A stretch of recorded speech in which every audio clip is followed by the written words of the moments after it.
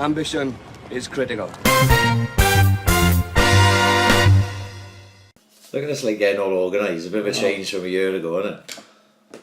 You right? Yeah. We all settled, you I know? should have written it on two sides, like a fucking idiot.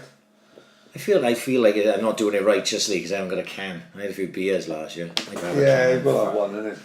Got a beer or what? I'll have half, yeah. What we got? I've got half a beer. What we got? I got a can of Orangeable. Yeah. I got a can of... That's a Rogue Fox. No, it's not. Cloudy Apple. I got a couple of Strongbows. What's the cloudy apple? Never tried that, no? Try that, son. Oh, that looks Got a nice. glass or what? No, we don't. What the fucking cloudy apples? Hang on. This is not a fucking... This is... Not the start I have planned. Anyway, here we are. Episode 45 of the Ambition is Critical podcast. This seems mad to say that, considering like a year ago. Do you know it's not actually a year ago? Oh, never. Right, because actually a year ago would be... Here we are, happy anniversary and all that. A year ago would be Friday. To the actual date. Oh, yeah, but it's still a week, like. It's still a fucking week of the It's podcast. absolutely fucking flown, isn't it? Crazy to think. You know, fucking year has fucking... Fuck me. Every Thursday, whatever, give or take a couple of weeks, like, it'll have fucking flown. Absolutely mad. It's quickest year ever. Yeah, I would probably fucking agree with that. But it just goes like that all the time now, doesn't it? Yeah. You know, every fucking year just flies. Now, it must be an age thing. It's definitely a fucking age thing because everyone I speak to says the older you get, the quicker it goes. And you think about it, what we've got on our plates individually, like work, family, fucking commitments, football. There's not everything I look at. I got like, right, this week I got that, and then 2 weeks time I got this, and then it's always something fucking coming up. Do you know what I mean? There's just no fucking time, like, you know. Well, my life breaks down into tactical 20-minute sleeps, which is fucking crazy. You know, like who said about that fucking that ultra marathon runner? She had like, she had a minute sleep and like that sorted out. I'm down to 20 minutes. If I start snoring until he chucks a fucking shoe at me, you know what I mean? To fucking boiling down who time 20 minutes sleep. It cannot be. And I'm on 4 hours in the night like Margaret Thatcher. Fucking mate, I can't keep my fucking eyes open. I've been fucked since Saturday. I haven't made it past 9 in fucking bed. Really? Since Saturday. I'm fucked. Well, Saturday night I went out, obviously we was out late. But Sunday I was fucked. Monday, Tuesday, Wednesday, fucked. This will be the latest I'll be up tonight. Fucking doing this. Fucked, right. I was absolutely fucking zapped. We had like, I don't know, because I get home from work late, say about 8 o'clock, you've got to have that couple of hours chill, innit? So then I don't get it. You know. It's hard for you because you're coming in later. That's what I mean. See, I'm not having food till like 8, 9 o'clock. No, that's fucking mad. Because, like, you know, I'm coming in tea time like most... Where I fucking loses my time is in the mornings. Right. Same as you. Yeah. The problem is, because of the way your jobs work, you've got the afternoon where I'm in work, where you probably, you know, there's a couple of hours spell every... There's not much, mate. No, it's fucking like 2 o'clock now. Like I said, it's... No, fuck me. Think of the glory days when fucking who used to be, I never forget, he was finishing at 8:30 in the morning. Dean Roselli, the two McKennell brothers are on their way to GLT Export. That's right, GLT Exports, bacon, lettuce and tomato exports I used to call them. I was in the Nosh box having a full Monty and a breakfast baguette, and they on their way to do a full shift in the warehouse. Fucking crazy. Those Royal Mail glory days are a fucking thing of the past, big style, aren't they? Oh, we didn't know all that. We had it. Oh my god, we was having it right off. When I used to be on the university and single and hospital on a Saturday morning, it was university, single and hospital, drop people's bags out and scaredy firms. Well, a lot of the firms, the banks and that, didn't go on a Saturday morning because they were closed. And university went, but it was like reduced mail. Single and hospital went reduced mail. Fuck, I swear my life. I'd be back in my house at like fucking 20 to 8 in the morning. I'd go back to bed, sleep, because I had the van, it was supposed to be long delivery. I'd sleep. I'd take the van back then at like 11:45 with my football bag and my shoulder, jump straight in my car and go straight to Bryn. Well, I'd be quoting on kick off and I'd be having 2 hours sleep before football, getting up fresh as a fucking daisy, running around like fucking pushkas down fucking Ashley Road.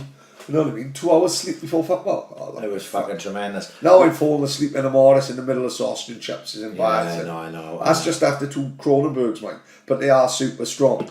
John have done something to the Kronenberg and the Morris. They double dip. Honestly, they like double dip Mitsubishi. He's fucking crushing up some valves and that. Oh, and 100%, mate. 100%. Because I'm sleeping in the middle of Who's fucking trying to calm you, cunts down? Everyone's in there fucking on the meow and stuff. Yeah, that's what it probably is. Yeah, that's what it probably is. 100%. The regulars can't get in the cubicles in the toilets. There's guy Alfred, right? He got terrible diarrhea half the time. He can't understand why there's fucking 12 pairs of feet under the cubicle. You know what I mean? There's only one bog in here. Like, he can't understand it. He's queuing by the hairdryer for fucking 2.5 hours at a time.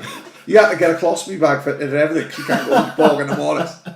Well, it's been a year, right?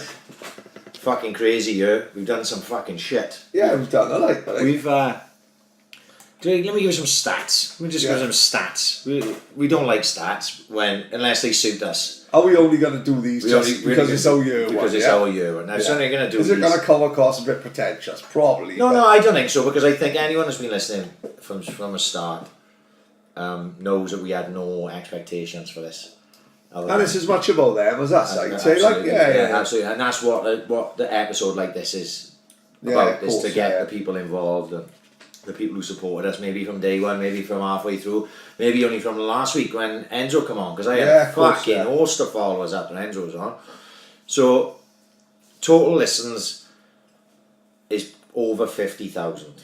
Can't put an exact thing on it. It's 45.7 thousand on Buzzsprout, but take that there was 5 episodes that weren't on Buzzsprout, which is way over. It's way over 50,000, which just boggles my fucking mind. Because I thought we'd get about 27 people. That would be for the first couple, and then we'd go down then. I probably agree with you. Like, I didn't really, because I don't know who to judge it against, if that makes any sense. So to me, I don't know whether that's fucking good or shite. No. I told you before that I had a look on the internet once, only because we was massively into podcasts. Big shout out to fucking Di and Lily. Yeah, of course. Because fucking without them, we would not be sitting here now. Know what I mean? And like an ambition of mine was to get on theirs, and that fleeting 5 minutes I had when we was in the vault, before one of the Budos was me done. He was happy with that. Like. Simply because we both listen to podcasts varying from football, boxing, MMA, Universal Studios, fucking audio dramas. I listen pretty much to anything. I think you listen to more than me. I think I do. I got 5 hours a day to kill. It's the equivalent of paying different with me because mine. I am going to cut mine in between punters. Yeah, of course. I can't listen to Joe Rogan. You know what I mean? Mine's 5 hours solid. So in the morning I can do 5 hours flat. In fact, sometimes you run out of shit. But the good thing about podcasts, you pretty much got fucking content everywhere. You know what I mean? Don't get me wrong, you've got to mix it up. You can't just have football, because you're going to fucking... It's the same as I can't listen to music on my round all the time, because you get bored of even that I get bored of music, and we love music, but even that becomes a bit monotonous. So when you've got the podcast, you've got something totally different in New Year's all the time. Like I saw someone said on Twitter the other day, I said about a podcast called Teacher's Pet, and someone messaged us and said, oh, it's fucking, really into it, you know what I mean? But, who to judge? Like, I read once that if you had 50 people listening, it would be classed as a success. Because think of all the millions of podcasts that have started week in, week out. There's fucking millions. Some will only last fucking one episode, maybe. But they said, if you can get 50 people listening, who are success, who've done well, you know what I mean? We can only really judge it against the people that are around us in this area that were doing it, what I mean?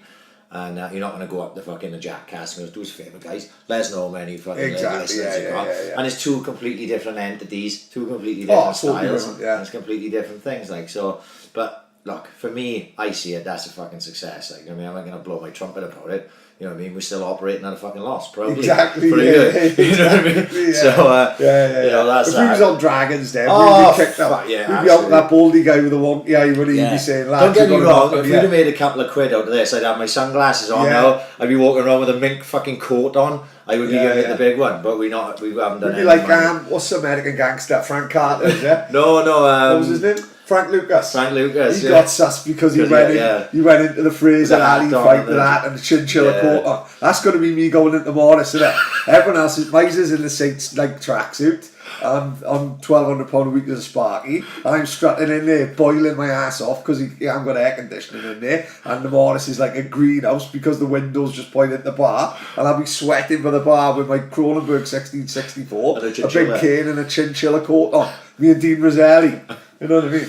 But just blast these quickly. Biggest episode, which I think is episode 1, but I just can't prove it because it done over 1,000 plays on the old platform before we switched to Buzzsprout, where it's done another 1,500. So I reckon it's close to 3,000 that episode is. Like I've said before, people listen to that, probably don't listen again. Yeah, Or give this a whirl, listen to episode 1, what are these dull cunts on about? I'm not listening to that. Turn off. But the biggest episode on Buzzsprout, by quite a mile at the moment, is Trundle. Really? Yeah, 2,465 as of today. Touched every continent on the planet, which is mind-boggling. Whatever. Yeah. So, you know... How could they do that then?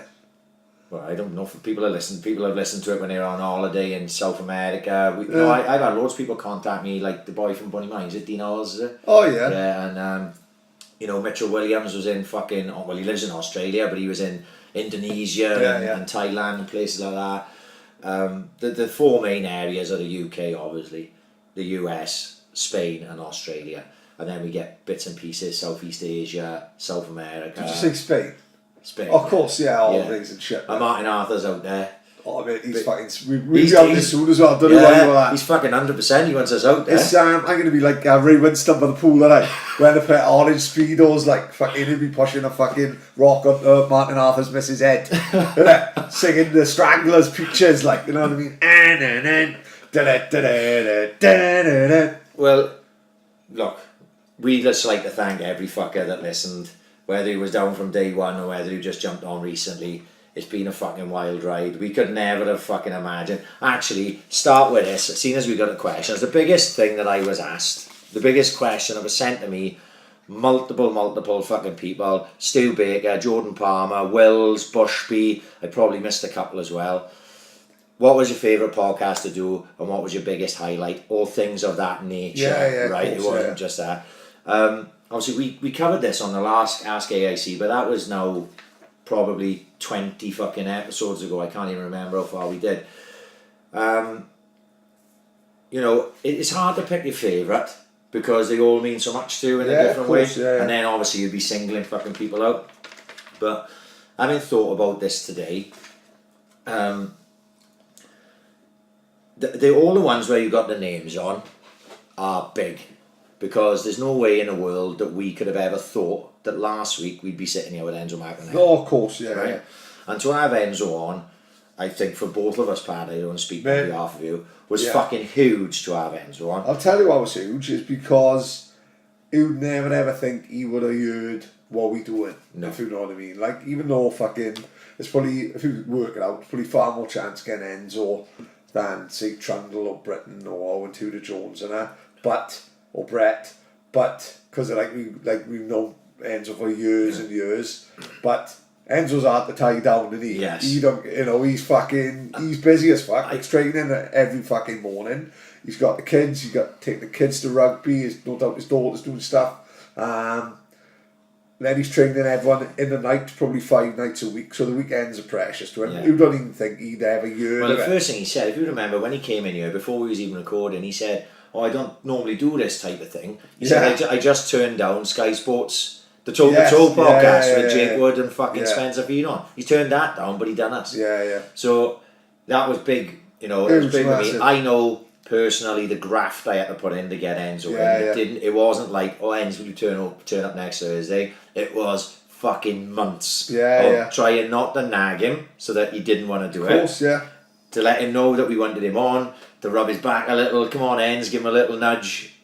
Fair play to Jordan Palmer, who was the last guy to was the guy that messaged him, who then Enzo said, I'm going to do the AiC podcast. So without that Jordan Palmer, then it probably wouldn't have happened. Right, so it's all part of the process to get in Enzo here. So and can I say, it was fucking brilliant. Brilliant. No twang, because everyone knows about, well, I don't think, I've heard Enzo on the Spencer Finon podcast, the proper Sky one, and you've obviously heard him on TV, right? But we all hear Enzo either commentating, co-commentating, talking about other fights, like, I don't think I've ever heard anyone sit down with Enzo and say, right, what's your story from 9 to fucking 38 years old? Like, I am personally heard it. No. I think I knew it. I didn't know everything, but hearing him go through his fucking career from boxing with his own man and smoking up Mansell Park to fucking fighting Roy Jones Jr. To me was fucking epic. Like, and because at the end story, to go from A to B Yeah. and hear that story, which I am heard before, was fucking brilliant. And it needs to be remembered that me and you are fucking, you're a postman, I'm a taxi driver, but we don't know what we still. We don't know what we're doing. We don't know what we're doing, and we are fans massively of Yeah, Enzo yeah. from fucking day one, you know, until now. If he has his fucking 50th fight, I'll still be a fan. Yeah, you know what I yeah, mean? In 20 years' time, I'll still be a fan of fucking Enzo, and I'll be telling my kids, fuck, there was that time Enzo was in the house, you remember? Yeah. So, yeah, that was big for me. The one I was more starstruck with was Leon. All right. Right, Yeah, I was like, no, like I said it on the previous podcast. Like we was about 2 hours in, and I was just sitting there going, "It's fucking Leon Britton sitting in my kitchen, like in my head." That's what I was saying. I was like, "How the fuck have we fucking pulled this off?" Like, you know. But going back to, and I think it's genuine. Without doing the Trundle podcast, spot on. That's the one that opened every single door there. Like, it will always be indebted to him for doing that. And that's if I had to choose one. With all things considered, it would have to be episode 10 with Lee Trundle, because not only of the fact that Trundle's my fucking hero, he's a fucking great bloke. We had a great laugh. It's still one of the best podcasts. It holds up, considering we've come a year down the line, nearly, well, not a year since that, but you know, we get in more comfortable in doing it, because that was like we were fucking rank beginners. Oh mate, it was 10, like, you know, 10, I think we did it before people like Chili and stuff like that, like, you know, it was literally, like you said, without him, none of the others happened, in my opinion. So, in all fairness to him, like, I think if to answer that, if you want me to not sit on the fence, it would have to be the Trundle one. Will probably always be the Trundle one, just because without doing that, there's no Leon, there's no, without doing that, there's no Tudor Jones. There's probably no Michael Howard, John Williams, John Coates, Brett Johns, Enzo, fucking Leon. You know, all of what we would regard as names. Or let's chuck Mumford in there as well, so you don't get upset. Sorry, Mumford, I can still remember you. You know what I mean? We always knew we could get the Mumf, like, but you know, without that, it's you don't do the rest. I don't think. Of course you don't. Or maybe you, but not in the same way. You know, Trundle will always be indebted to him, so do that way. And the other question I was asked the most. Well, before it goes on, go on. To me, the Westy one. Well, yes, outside of the names, it's the one that sticks with me the most. That was the one where, eye-opener-wise, looking back, I should never have put him on the spot and just basically asked him, have you ever fucking killed someone? Looking back, I was fucking really good fucking, you know what I mean? I'm fucking, it's like him asking you, have you ever picked up a fucking junkie from outside Tesco's? Like, I'm asking the guy who killed someone, in all fairness, he didn't give a fuck and pretty much told him yes. You know what I mean? He was so fucking brutally honest. Some of the things he did were fucking scary. We were talking about fucking breaking into veg and jumping into bed with my grandmother, and he's talking about fucking basically coming close to death. And the other one would probably be simply because how he ended up from where he is in the world to sitting at a table would probably be Martin Morland. Simply because where he went from just meeting him sliding doors like I filmed with Gwyneth Paltrow. Like, I met Martin for fucking, I'd say, in total 7-8 minutes in fucking New York. And then literally months later, he's on the fucking kitchen table talking about his life from catering to New York for fucking 15 years. How the the world gone so small that happened, you know? In one of the most widely enjoyed of any of the podcasts that we did. Right. Like within 5 minutes of meeting Martin, I felt like I'd known him 30 years. Oh mate, I have no doubt that that's not the only time we meet Martin. No, I have no doubt. I have no doubt next time he come down and come see the Swans, I have no doubt we'll go with him, see a game of catering. Yeah. I have no doubt if any of us happens to go to New York, we'll end up having a pipe for him and Jimmy Murphy's in a fucking bar, like, you know what I mean? With Johnny 2 times, I gotta go get the papers, and Pete the Killer. Yeah, when I was thinking about it, outside of the sort of names that we had done, Westy was the one that stuck with me as the most. Being that I hadn't met Westy previous to that day, and wasn't sure which way it was gonna go. And then like there was times where me and you were looking at each other and just going, like, what the fuck? What the fuck? It absolute fuck. The other question I was asked a lot, and actually we did do it again on the last Ask AiC, so we ain't gonna do it again. But I didn't want to just fuck anyone off. It was if you could have on a podcast people from any generation or currently, which we did cover last time. I think I picked like fucking Ricky Hatton and Madonna or some shit and we went over. But a lot of people, Grangers, Johnny Gray, Mark Teasdale, Carl McLaren, Chippy, they all asked that type of thing. But I didn't want to go over old stuff when I had so much new stuff. So if you want to get the answers to that, go back and listen to the other Ask AiC. Yeah. And we're just going to brush over those. So we're going to start with these. Yeah, crap. Some we're going to blast through. Right. And some are going to take a bit of time. I had a couple come in late, but they're good ones, so I wanted to do them first, right? And then we'll go through chronologically. This is from Chippy. Who would you want to play in a movie of your life? Oh, it would have been John Candy, I think. He's dead, isn't he? Then you'd have that guy from American Ninja, that fat fucker with blonde hair. Chris Farley. Chris Farley, he's dead as well, isn't he? He's brown bread, all the fatties are dead, Pat. I can't think of no fatties that are alive. Like. John Goodman. John Goodman's a great actor. Yeah, but he's been banging out Roseanne Barr and she lost a nap and she's but oh fuck mate, I've lost a bit of weight because of the diabetes. Like I think I'm going away from the fat. Down a bit. Yeah, you're more like Ray Winston now. No, that I'll take. I'll pretend I box for the Repton Boys Club because he always brings that up in every interview, doesn't he? Yeah. And the Bet 365. Then big head on the screen. The next goal method. Yeah, I think Ray Winston could play me. Spot on. That is spot on. And his daughter's smart as fuck. That'd be a bit weird. Jamie Winston, yeah. Be a bit weird banging her own daughter, though, wouldn't it? Yeah, she was in that Dead Set. Did you ever see Dead Set? No. The Big Brother zombie mini-series. Oh, right, yeah. Did you ever see that? No, never even that's heard a of crack, it. mind. Dead Set, is it British, is it? Oh, Dead Set, made by Channel 4. Channel 4, I was going to say, got Channel 4. And basically, it's set in a Big Brother house, Davina McCall and everything. What? Right? And there's a zombie outbreak outside the Big Brother house. And Jamie Winston's a character, she's trying to get to see her boyfriend. Yeah. And the zombie outbreak, basically, the survivors end up stuck in the Big Brother house without the zombie. Seriously now, here we are, this is something for somebody, this is out of the fucking top. Yeah. It's called Dead Set, Jamie Winston. There's a couple of other names. Well, Davina McCall turns into a zombie in it. No way. Chase people around, yeah. It is fucking maybe quality. That's why Emma Willis took and it's not like as if it's played dead straight, like it's like Dawn of the Dead. It's not played like a comedy. Well, that's the same premise, isn't it? You know I tell you the guy who's in it. The guy out of The Night Of. He's the British actor that's got big in America. He was in Rogue One as well. He was in what film did I see the other day that he's in? The latest Jason Bourne film. He's in that. Yeah, I saw that last week. So he's in that. Yeah, can't think of his name. I can't think of his name now. Jimmy. Yeah, Dead Set. Jimmy something. Dead Set. That's worth a look. For me, got to be Ryan Reynolds. I loves Deadpool, and he's handsome as fuck, and his name's Ryan. Right, who else am I going to pick? Don't say Johnny fucking Robinson, Pad. There's enough questions in there about Johnny Robinson as it is. Yeah, Ryan Reynolds. Ray Winston, Ryan Reynolds. I'd take that all day long. Yeah, I'd be happy with Ray Winston. Is he going to wear the yellow Speedos? Got to. Oh, mate, fucking brilliant. Got to. Yes, that's a classic. Who could play Tina? Huh? Oh, damn.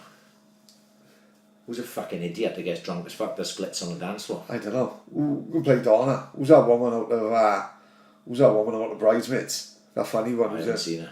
Well, never mind. Melissa McCarthy, is it? Oh, yeah.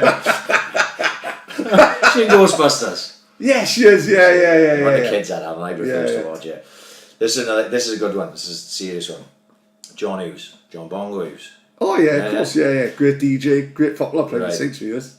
The AiC podcast put on a festival. 6 bands, right? Artists, DJs, performers, anyone you want to choose. Yeah. Are on the lineup. 3 choices each. Who makes the lineup? We talking Happy Mondays. Simply because if I don't pick Em, my missus is gonna fucking kill me. Because like she's got her pass. No, like you've got a pass. There's one person who can shag. Right. That who can't say nothing. Yeah. She picked Shaun Ryder. Right. I picked Amy from work. She went fucking mental. I had to change it quickly. I picked Charlene Spiteri in from Texas. Don't ask me why. I was put on the spot, crazily. Her and Kate Thornton, who was presenting the X Factor at the time. But Donna's one is Shaun Ryder. Absolutely idolises Shaun Ryder. So Happy Mondays are on. Are they going to be right? We can't realistically. It's Oasis and Stone Roses, isn't it? But I'm going to take a gamble and hope you put the Stone Roses on. I would have put Oasis on. So you take the Stone Roses and I'll have Oasis. It will have Oasis, right? Because then it is both. It is Paddy Fest. So we'll have Norman J warming up. Right, simply because it was the greatest afternoon I've ever had in Glastonbury.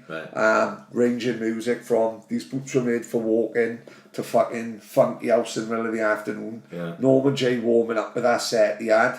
Obviously I'll leave the mushrooms where they fucking are, so at least then I don't start fucking seeing fucking helicopters at 5:30. And then we'll have the Happy Mondays, and then we'll have the Stone Roses. We go in Manchester, man. You know what I mean? I'm strutting around like Kevin and Paddy when he's been there. I've been in my bedroom listening to all my Oasis records. You know what I mean? Nobody go when Paddy comes back from Manchester. Oh, Mrs. Peterson, I've been listening in my bedroom to all of my Oasis records.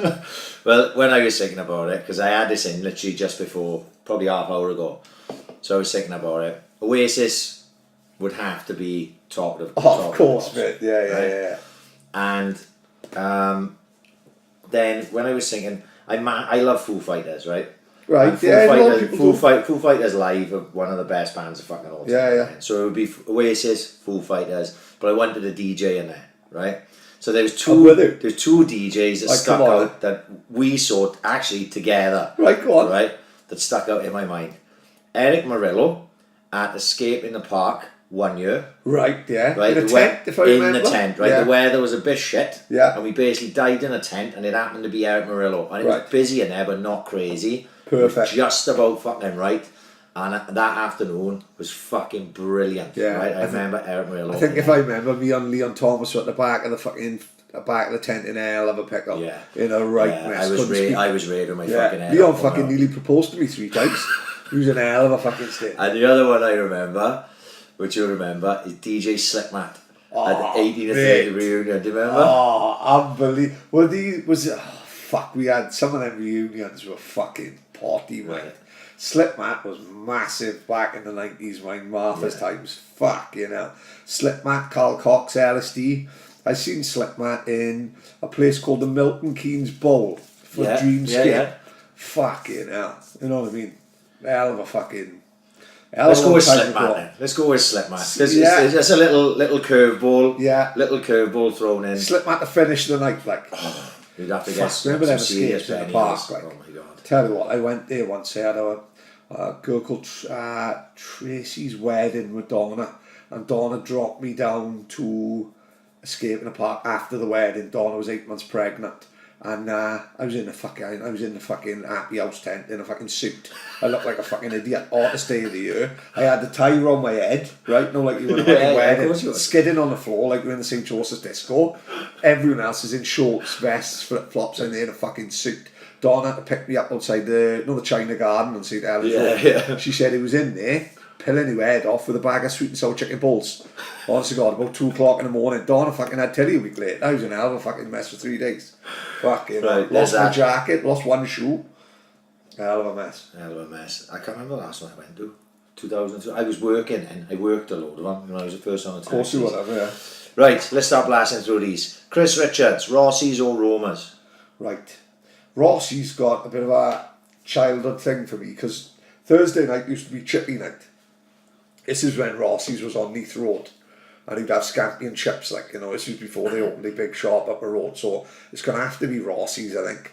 But, in all fairness, but don't forget, we don't live in Gosainen, do we? No, but so, that's why I got to choose Roma's. Right. Because my brother and my nan now live in Gosainen. And they've been living there for a few years. Yeah. So when I go to my nan's, normally I'll go to Roma's, I'll get my nan and bam fucking chips and that. Yeah. So we have I haven't had Rossi's for years. Of course, sir. So I've had Roma's. So for me, I would choose Roma's. One thing I will say, But you've got to choose Roma's in Gosainen. Because these other Romas, they just franchises. They ain't Romas. Never. The proper Romas are on the high street in Gosainen. Anything else is like... I did remember in the early 90s having a thing called bap and chips, where they just took the inside of the bread out And just chuck chips in. Oh, dear Wow, fucking interesting. changer, Good is it? choice. Like, plus as well, Romanello got one of the best Swansea League stories ever. When he's like, this Romanello's a big striker when he for Village, like fucking, you know, he's about 6'4", fucking good centre forward. But he played the Cumberland club in the West Wales Cup, and Rocky Reynolds chased him around the pitch. Rocky chased him around beside him. He ended up hiding in the toilets in the Jeep, I think. Right, honestly, Rocky chased him fucking everywhere, like, you know what I mean? And he was a big lump of a boy and a good centre forward, but there's levels this game. Yeah, there is, yeah. Little Digriff. Go on. One of our biggest supporters from day one, to be fair to great. Digriff. Has Paddy ever considered being a marriage counsellor? Anyone who consistently call his missus a fat cunt and still be married should share his wisdom with the world. Yeah, well, fuck me.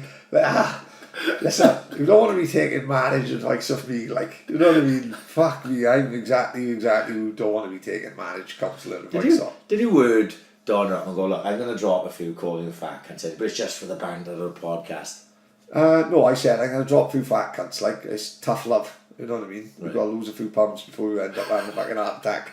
You know what I mean? I got heart attacks in my family. Like, my mother had one, fucking diabetic. We can't have two people having heart attacks. Yeah. And she got a bad back as well. Do a gut. But she knows the fucking drill. Yeah. You know what I mean? She knows. Fat cunt in my house is a term of endearment. I called Telly a fat cunt once, but she's 13. She's going through hormones. Cried. Didn't leave her bedroom for 3 days. Started eating breadsticks and that. So we've got to fucking tell her. You know, it was only Donna I can end up calling a fat cunt. No one else can take it. Like, No. Donna knows the drill. She calls me little cock sometimes in front of people. I go bananas. Right. Dean Anthony. Ask Paddy if he can remember the Castle Gardens Toontown Festival when the Madness tribute act came on and he stripped off, crossed the road by Pizza Express and strutted into the fountain tin in hand. Yes, he was there, I think. We'd gone down, remember, this was before Bank Holiday Sunday. Well, Bank Holiday Sunday seems to not be such a thing as it was in our day, was it? Yeah. In our day, Bank Holiday Sunday was Mike Rayer. day out, fucking 12 o'clock with Melon. What did it be, Wine Street? I don't know, where the fuck we have ended up. Escape Classics used to be a good one. Yeah. You know what I mean, on a Bank Holiday Sunday. I don't know where there's such a thing. It wasn't Wine Street, we would be Martha's. No, we'd be Martha's and that, I think, you know.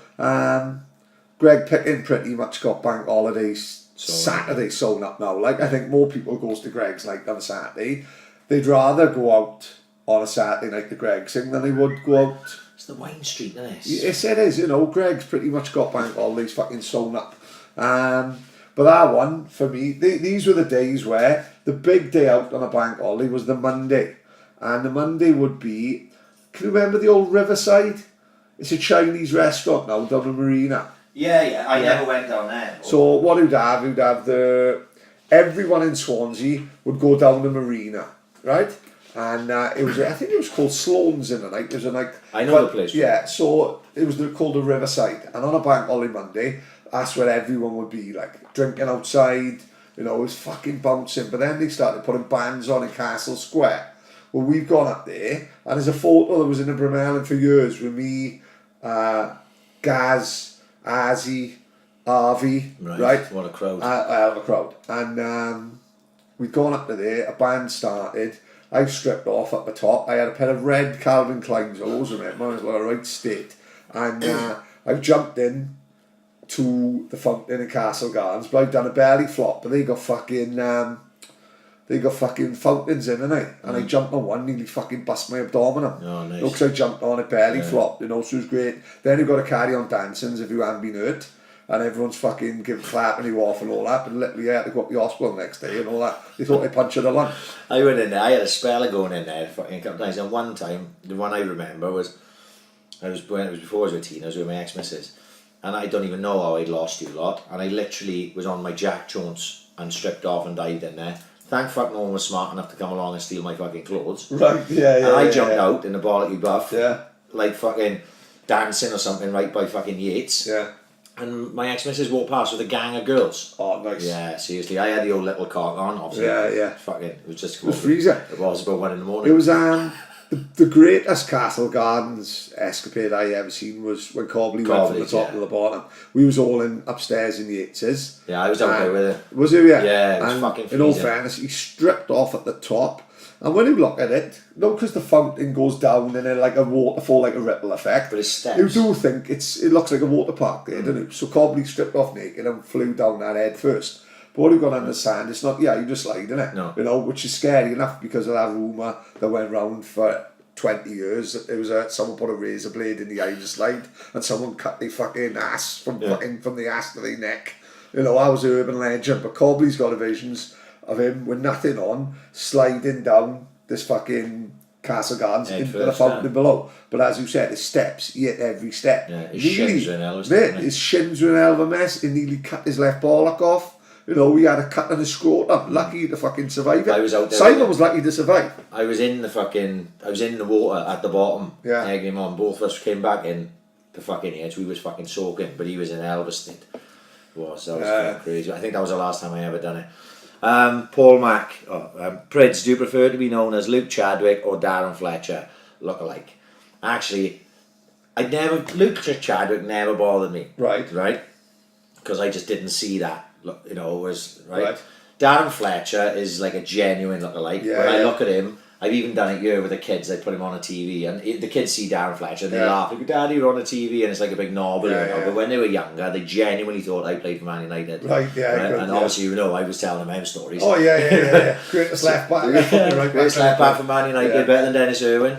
So, but the only one that ever got to me in the end was Johnny Robinson. Because it was relentless. Yeah, it was. It started off as a joke where I had to take it on the chin, because if you dish it out, and I can fucking dish it out, you've got to be prepared to take it. Of course you have, right? But after like the 3rd week, the 4th week, the 12th week, the fucking people putting banners up outside my house, what got me in the end was the people who I didn't feel had the fucking right to give me shit. Giving me shit. Right. There was about 1,000 people on fucking Facebook that I didn't even know or I hadn't seen for 15 years, and they were calling me Johnny Robinson, you fucking faggot, and things like that. I'll never get bumping into Dicko, Richard Parkhouse up Treacle Bay, and how the fuck he didn't know. T-shirts. Man, he didn't know I was up there. I didn't know he was up there. He pulled me to one side, said, "Come and have a look at this." Took me back to his caravan, and it was 2 black T-shirts with Ryan Pridmore and X Factor with a photo. That was at the time where I was taking it on the chin, and it wasn't bothering me. When I saw the Dicko thing, that made me laugh. I said, "Oh, T, look at these dull fuckers." When Dewey put the banner down the road, right, that made me laugh. Like, look at the effort these pricks. They made a banner with my face on, Ryan Pridmore to win the X Factor, things like that. I thought that was funny, but oh my god, he got relentless, and it didn't end there. It went on for about 4 years. Because they kept bringing the prick back, didn't they? Don't forget, he's like doing celebs go farming and shit like that, isn't he? Anytime he was on TV. Yeah, and there was a time he was on quite a lot. Don't get me wrong, all the crazy ones like a programme with Keith Chegwin got his knob out and all that. He's on random shit, isn't he? Like, you know what I mean? Every time he's on TV, someone screenshots, someone takes a photo of it, and I guess Johnny Robinson. Of course, and now he's like one of them transgender. Honestly, it couldn't have got any worse. You know what I mean? I wonder if he still makes a couple of quid, like. Well, he'd like to think so. He's got fuck all else to do, is he? I wonder if all his mates say, "Fuck you, the image of Ryan Pridmore." And then they all there with like Saints kits and all. Speaking on a podcast, there we are. One for when we start really struggling, we'll get him on. This is from Mildred, Andrew Davis. You have to give up one of these: TV or music. Fuck. For me, this was pretty straightforward.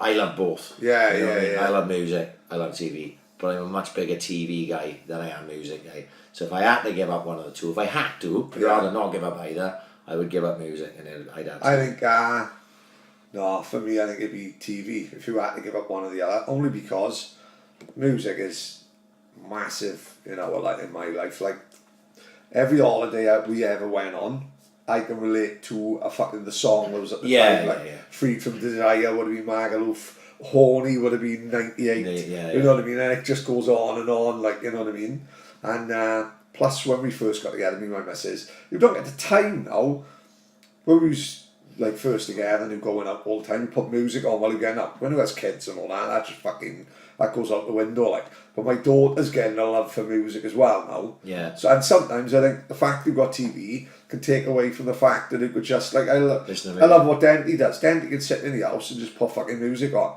That don't happen in my house, but maybe you should have been more like, Yeah. you get into new things and you remember old things like. You know, like I said, we do here because you've been in my kitchen probably as much as anybody. Yeah, you yeah, know what I mean. But this is a nice space here. Like, the kids will go in there and on a Saturday night and watch like fucking Ninja Warriors and shit like that. Me and my missus will have the music on out there. We'd have a couple of drinks while I'm making tea or something. So yeah, I love music, but if I had to choose a two, am I going to give up the Sopranos for listening to music? No, I know. I ain't fucking going to like right. Oh, Pad, this is the one I've been looking forward to the most. Nicky Mac. Paddy, can you tell a story of the time you almost got bummed in the Vati? I didn't think this would ever come up, to be honest. Do you know, I completely... Right, let me just repeat that for anyone who didn't listen. You heard it. Can you tell a story of the time you almost got bummed in the Vati on the way home from town? Actually really scary and actually not good. I hadn't thought of that story for I could not tell you how many years. I'd had a shit night anyway, right? Because we'd gone to the Bremelin and this was... I don't know what the fuck shorts we were drinking. I think Damien had fucking gone on holiday and bought 2 bottles of absinthe, right? Right? Because we couldn't sell it in pubs. If you sold it, you could only sell 2 drinks, 2 shots per person. Right. I think it was absinthe, there was something like that anyway. Well, Damien gave everyone a fucking bottle, like on a Saturday night. Nicky Jones spewed all over my leg, right? So my Armani jeans are covered in fucking Nicky spew, so that's a bad night straight away. Then we went to town, I ran out of money. So I thought, fuck it, I lived in Warren at the time. It's a fucking 20-minute walk, it's easy enough just to walk up. So as I'm walking up, I'm walking past that, that temple. Not the temple. The city temple. The city temple, great name by the way, I love that fucking city temple. Makes it sound a lot posher than it is, isn't it? And there was a garage, a petrol garage, right? So I'm walking up to there now, and then out of nowhere, say by roundabout John Burns, side, 4 boys come from nowhere, like, we all pissed, like, we were just having a chat, like, every night, boys, we've been, good night, good.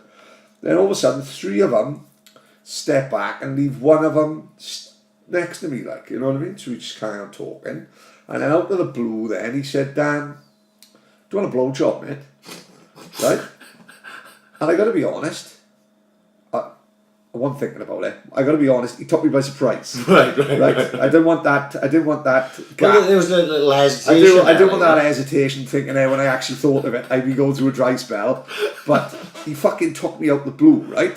You know, he literally fucking said, "Do you want a blowjob?" Now, it was like, did he fucking really say that? Yeah. Right. How many have had the drink, like? Well, you know, so. You've got to give it the big one, and you've got to front it up, right? Yeah. So I kicked him in the fucking leg, called him a dirty cunt, and fucking walked away. But I got to the post office, which is now a fucking snake shop, and I fucking run all the way home, like fucking Asafa Powell when he's doing the fucking rides. I was like Ben Johnson in Soul. Honestly, it was no looking back, mind. I was gone. But you've got to give it the big one, innit? Yeah, you know, I give it the big one, I'll say, I'll fucking kill you, I'll kill you, and I'll kill you. You know what I mean? And then once I go around the corner, I run like fuck. But he really took me by surprise, like. Yeah. You know, they could have chucked fucking Rohypnol in me and everything. Oof. Imagine that. I'd have woke up. It'd have been like Pulp Fiction. Oh, fuck, my ass would have been like when I had them fucking hot wings in the village. Fuck that. There's fucking shit in blood for 3 days. Now imagine that they'd fucking spiked me. Like, anything could have happened. Oof. Imagine they was three big hard fucking faggots, because that can happen as well. They could have put another 4 notches on the end post, but you know what I mean? Fucking no, I think I'd rather stick to the fucking single figures. Charlie Collier, what is harder, a 9 darter or a 147? Fuck, they both fucking. They both. I thought that. I both that. It's fucking solid. Snooker's easier than darts. Do you think so? Oh yeah. 147's a lot of balls, mate. Yeah, mate, we're not doing either.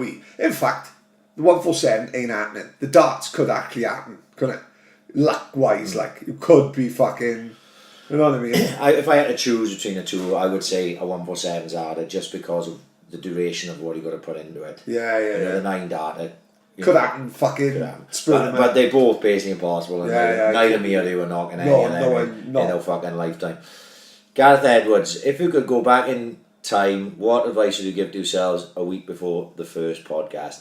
Don't drink with fucking Denty. Yeah, that was fucking yeah. That podcast still be going now, I think. Yeah. Wrap it up. Yeah. You know what I mean? Easily, like. Cost me a fucking day off work. That's more. Oh mate, drinking with Denty really cost me my marriage. Regular occasions, like honestly.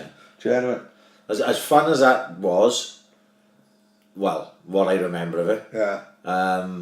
I think I probably could have done without drinking that much. Probably could have done without drinking as much on a few of them. Yeah, mate, I dropped I dead. never used to drink on a Thursday. I know it's a Wednesday today, but I Yeah, never used yeah. to drink in a week.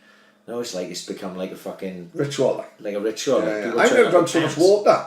Yeah. I drank enough water than fucking the Moby Desert. Yeah. Honestly. I'm thinking of diabetes, Paddy. Yeah, fuck that. That's a sugar-free cloudy apple, that is. That going down too easy, that fucking cloudy apple is fucking hell. We doing 4 of them and yeah, now we pulled in. Won't be doing no podcast, I'll lose my licence. Mike Watts. We haven't done the advice. What advice? Oh, I did, he was don't drink with empty. Yeah, well, have we got any more? If you're taking this serious. No, yeah. I like to think we haven't give a fuck from the first one. Yes. So not a lot of change. No, what puts you off is Keaveney never listened. Johnny Keaveney listened the other day. It was on in Richard Griffiths' car, right? Right. Richard Mervin's brother Richard listens and great boy, and he would give Johnny Keaveney a lift somewhere, and Johnny Keaveney came into work and ruined me. He said, who the fuck does Colin think he is? He's talking about Raheem Sterling and fucking shit again. He's talking about The Guardian. But JK would never ever heard of it.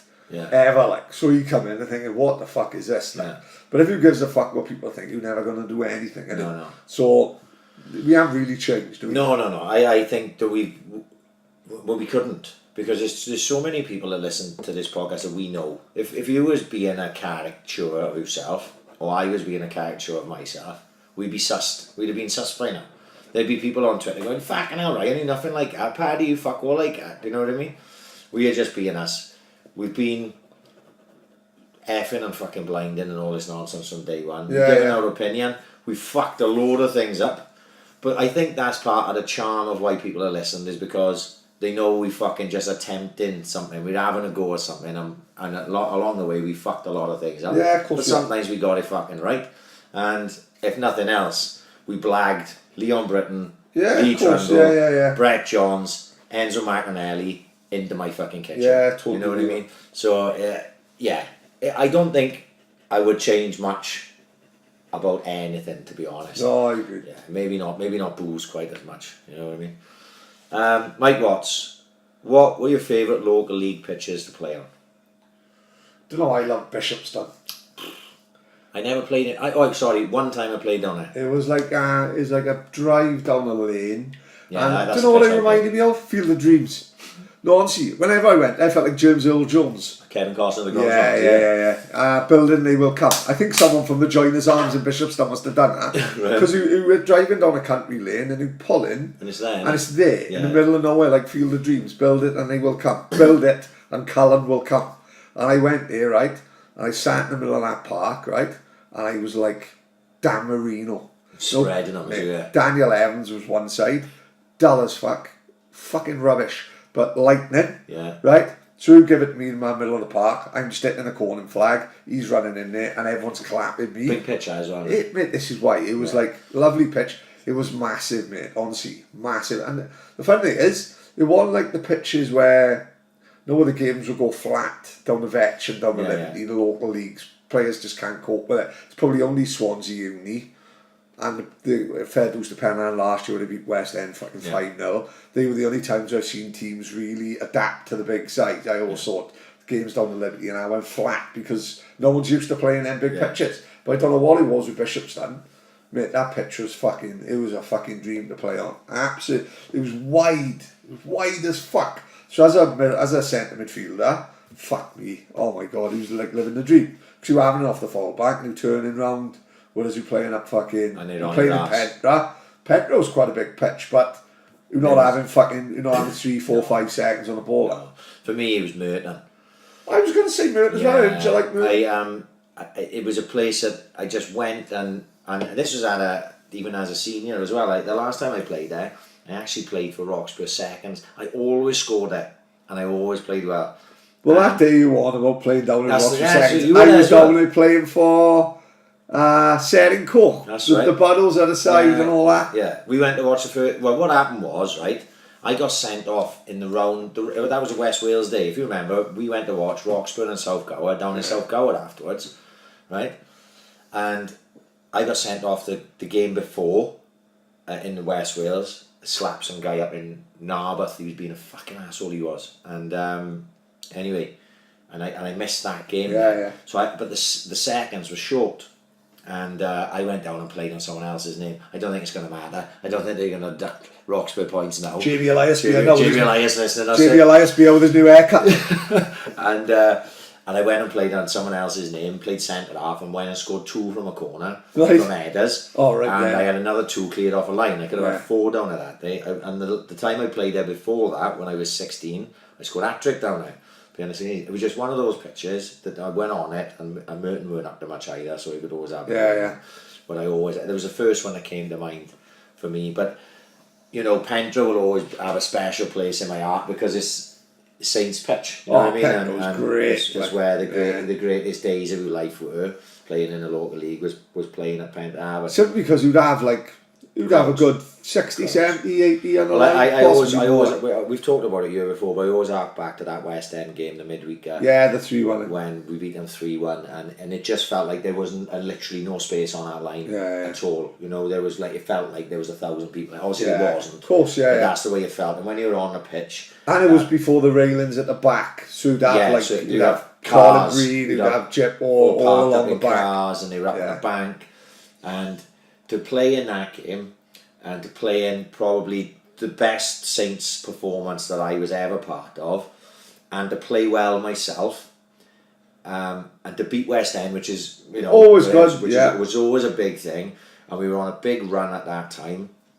And it took us like fucking right up there challenging for the league, beating West End, and just to be part of that whole, fucking of what was happening at that time, that game on Pendragon will always stand. Yeah, we went back to the Villiers. This is a Wednesday night, and everyone's singing fucking Wild Rover and all that. And Laddie Cooley said to me, "That's one of the best fucking Saints performances I've ever seen." And I was like, "Fucking, he's in the 40s." And that was no Mickey Mouse West End team. No. That was this is the year before team. They went Welsh League, because then when we won the league, I always say it. Even as a Saints boy, you've got to be brutally honest. Like the boys who won the league will probably disagree, and they'll say, but that side that beat West End was better than the side that won the league. Yeah. And my probably biggest argument would be, would we have won the league if West End had been there? I personally probably don't think so, if I'm honest. We won the league at the West Wales. I think we got the final of the Senior Cup. Do we do all that if West End are in there? I don't. Can we be honest? Probably not. Like, in all fairness, probably. No. Yeah. So there's that one. Right, the shift on you. Oh, there's some quick fire ones. This is from Chris Jones, who actually wouldn't be a bad guest on this podcast. He'd be great. I don't know what. That's a great shot. Right. Thinking of it. But I'll never forgive him because he gave me that dodgy decision when I fought Jay Angus. He gave it to Jay, didn't he? Right. I see. He was a referee. Chris, I haven't forgiven you for that, right? Bullseye or Highway to Heaven? Fucking hell. Both of them reminds me of having a bath on a fucking Sunday night. Putting the immersion on, because there was no central heating then. If you wanted a bath, you've got to plan it 3 days before. You've got to flick a switch in my bedroom, immersion. I used to sweat in the night simply because you've got this tank next to my bed. It was loud as fuck. No wonder I didn't sleep much as a fucking kid.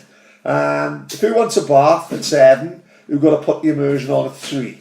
And then Highway to Heaven would be on, Michael. It was like a sort of religious quantum leap, wasn't it? Yeah. He was like an angel sent back with the guy with the beard who wore a New York Yankees cap. Then he'd have the fucking legend that was Jim Bowen for Bullseye. But fuck me, it just reminds you of...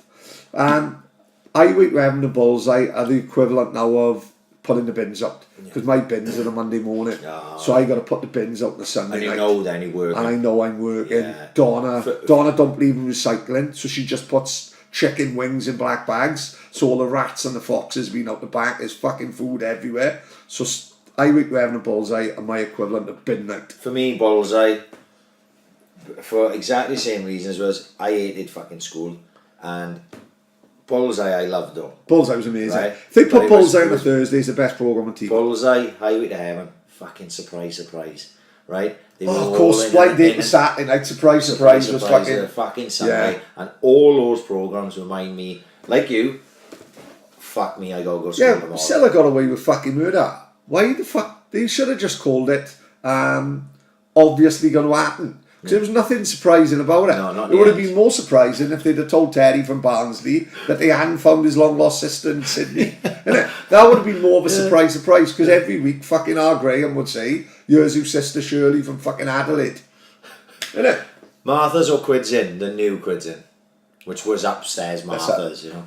Quids In was great. Quids In was amazing. Yeah. Kevin O'Donnell. It's a tough old choice. Kevin O'Donnell would be working there, and Chipper would have been working there, and they'd be sneaking. They'd be filling a black bag full of what they would say would be empty cans, and then bringing them round then and giving them to the boys at the back. You know, Quids In was brilliant, but Martha's, you will never have a place like Martha's. Not in this day and age. Not in this day and age. It just cannot happen. In the days now where people are roped off in peppermint, they will never understand how good Martha's was. 1990. So when you see these videos, you know what it reminds me of? Sorry to cut off, When Yeah. you see these videos, clubbing in the 90s. Quadrant clubbing Park now. in Liverpool, we've seen that video. So the clubbing in the 90s is everyone's like fucking boom, going like that. And then clubbing now is like a load of people taking selfies on their fucking spot phone. on. Like. That is Martha's, the peppermint now. There's a video that goes round, a black and white video goes round. Go on YouTube. If you've got any interest in 90s culture, type in YouTube Quadrant Park Liverpool, and that will show you what clubbing in the 90s was like. It fucking, to say it goes off is an understatement, right? Enjoy, I think the music, or N-Joy, J-A-O-Y, Anthem, the song's called. Type that into YouTube and have a look what clubbing was like in the 90s. Like. And you walk into Martha's. I think my first night in Martha's was, I think it would have been 93. We was about 15. Me, Jamie Breen, a couple of others. I got in. I was going to nightclubs. I was very lucky. My cousin was a DJ. Started off in weddings and shit like that. Then he had a residency in Dark Arch, and he just took me with him for company. Like, but I'm 13, 14, spending every Saturday in nightclubs like with adults, like, you know. So like nightclubs would probably always played a big part in my life, like, you know. And don't forget, he didn't drink, so we drive around Wales, just going to nightclubs, having a look at nightclubs. Like, we'd have a night in Bridgend. It wasn't really a night out as such, just me and him going to different nightclubs. Like, we'd get back to the house. You get a feel for it then. Yeah, it was a night. You'd get back and the house at like 2-3 o'clock. It was a program called BPM. I remember that, and that was about rave culture, and they'd go to all different raves. And he would watch that till 4 in the morning. He'd tape that religiously, like. But I got in. Jamie Breen couldn't, so we outside. But then there was a fight upstairs, and Sid and all the old school bouncers all ran upstairs. Well, we run in then, and Carl Cox was playing, and I didn't know who Carl Cox was. He was just this big fucking black guy behind the decks, like. And he played a remix of Nirvana, Smells Like Teen Spirit. Yeah. And as soon as I heard that, I thought, fuck, this is life changing. And don't forget, every nightclub in Swansea at the time was black shoes, white socks, black trousers. And yet in Martha's, it was the only nightclub in Swansea where you could get in with jeans on. And I was thinking, well, how was that? Like, you know, people were wearing, I never get, it was an MC called MC Saxon. Yeah. And like ponytail, he was a right football boy. And he was one of the first people I've ever seen wearing Ralph Lauren. Right? And he just had a Ralph Lauren Harrington jacket, but I thought, look, the coolest thing I've ever seen, like this cream Harrington jacket, a pair of Adidas. Everyone else in Swansea's wearing fucking white trainers of white socks and black trousers, and everyone in here at the top of the stairs, you'd have the drug dealers who would hang out by the Bandit. Pills would be between 15 and 20 quid each, but they'd last all fucking night. There'd be a reason why they was fucking, there'd be a reason why they was fucking 20 quid, 30 quid. And yeah, Martha's was just, you could go in there, you start off on a Friday, would be like happy hardcore night, so you'd have LSD and Slipmat, and it'd be hard as fuck, and that'd be Fantasia Jacket night. And then you'd go there on a Saturday then, and it'd be strictly groovy was the night. DJ Lindsay, you can't mention Martha's without fucking DJ Lomas, like fucking massive, you know, he's the main man. On a Saturday night then you'd have John Kelly, John and the Please Women, but it was more funky, and like the strictly groovy night was, you'd have transvestites in there. Well, the first time I went in there with you, actually I didn't go in there with you. I went in with Jippo and Paul Phillips. Right. Right. So Paul's just started listening to the podcast. Is that quite the recently. same Paul Yeah, Phillips? yeah. Well, I couldn't work out. Yeah. It was Jippo's birthday. I was 17. It was the first time I ever went upstairs. Yeah. And that was the first thing that struck me. I got to the top of the stairs. Yeah. There was strobe lights on. Yeah. And on like a little podium was two transvestites. Yeah. Like fucking tops off dancing. And I was like, Jip, what the fuck? Yeah. And he was like, just fucking go with it. You know what I mean? And Kevin was working and he was giving us all fucking free beers and all that. I had a fucking great time. Yeah, it was absolutely fucking unbelievable. Because it was a little bit when we was in sixth form, we was I run like about 3 or 4 nights in Martha's, like what you could do in a weeknight, you could hire it out for fuck all. It's just to open the nightclub, like. Yeah. And Spielberg worded me up. I'd been to Martha's enough to know the score, like. Spielberg worded me up. He said, look, as long as they're 17, 18, you were like, so I would sell tickets to all the sixth formers. Right. $5 a ticket. They're happy because they're going out on a night they can get out. Yeah. They can actually get in, so it might be a Wednesday night, but they can get in, do you know what I mean? And I knew that if you had 110 in there, they'd open upstairs. But like I come to an agreement with Spielberg. No, it was before Gordon was good. So I come to an agreement with Spielberg. Don't open upstairs, simply because people get spread out. Well, no, when you open upstairs, everyone went over and it looked shit. But I worked out after a couple of times that if you just shut the door upstairs, downstairs was fucking rammed. Yeah. And it was a lot better night, like, you know what I mean? You know, and I was about 16, 17, and I was making 300 quid a these nights. £300 when you were 17. That's a lot of fucking money. Mate, a lot of fucking money, like, you know what I mean? And they stood in good stead simply because they was good fun, you know what I mean? And fucking... I never guess we were helping me out, in all fairness to him. I seen him the other day delivering Deliveroo. He's delivering Deliveroo. Yeah. You don't ride a bike, like he's fucking delivering Deliveroo on his scooter, like it's fucking brilliant. Yeah, I like same. I only went. Because I'm younger than you. I caught sort of the tail end of Martha's before it fucking turned into quids. So for me, really speaking, to be honest, I'd have to pick quids because I didn't do enough of Martha's. Yeah. But we still called downstairs quids Martha's. You know what I mean? So. It feels like I was part of it, but don't forget, it's not just the nightclub upstairs; it is the bar downstairs. It is the bar downstairs. You know, when I was 15 and still in school, like you go to town on a Saturday afternoon, and if you go to Martha's and you'd have 2 cans of Budweiser in the afternoon, and they thought it was the fucking kiddie, like you know, this is where I didn't mind having a drink in town, like you know. Red Stripe or Peroni? It's easy for me. It says Red Stripe all day long, is it? All day long, yeah. I think it's Peroni for me. You flash can do that. I gotta. I like Peroni, mine. Don't get. Got to be in the freezer, mind. You've got to stick it in the freezer, and it's come out just on the verge of turning into ice, and then it's ice cold. You can do that bottle in fucking 10 seconds. I'm a Red Stripe guy. Pepinos or McDonald's Fabian Way? There's no fucking question what the answer is to that. Pepinos all day for me. No matter even if they haven't given us fuck all the cans. Yeah, we got to sort that out. Someone got to fucking tell. We got. In fact, I'm going up there now. And I'm going to explain. Well, you go until we done all this. I'm going to explain to them what's happening, what's the drill.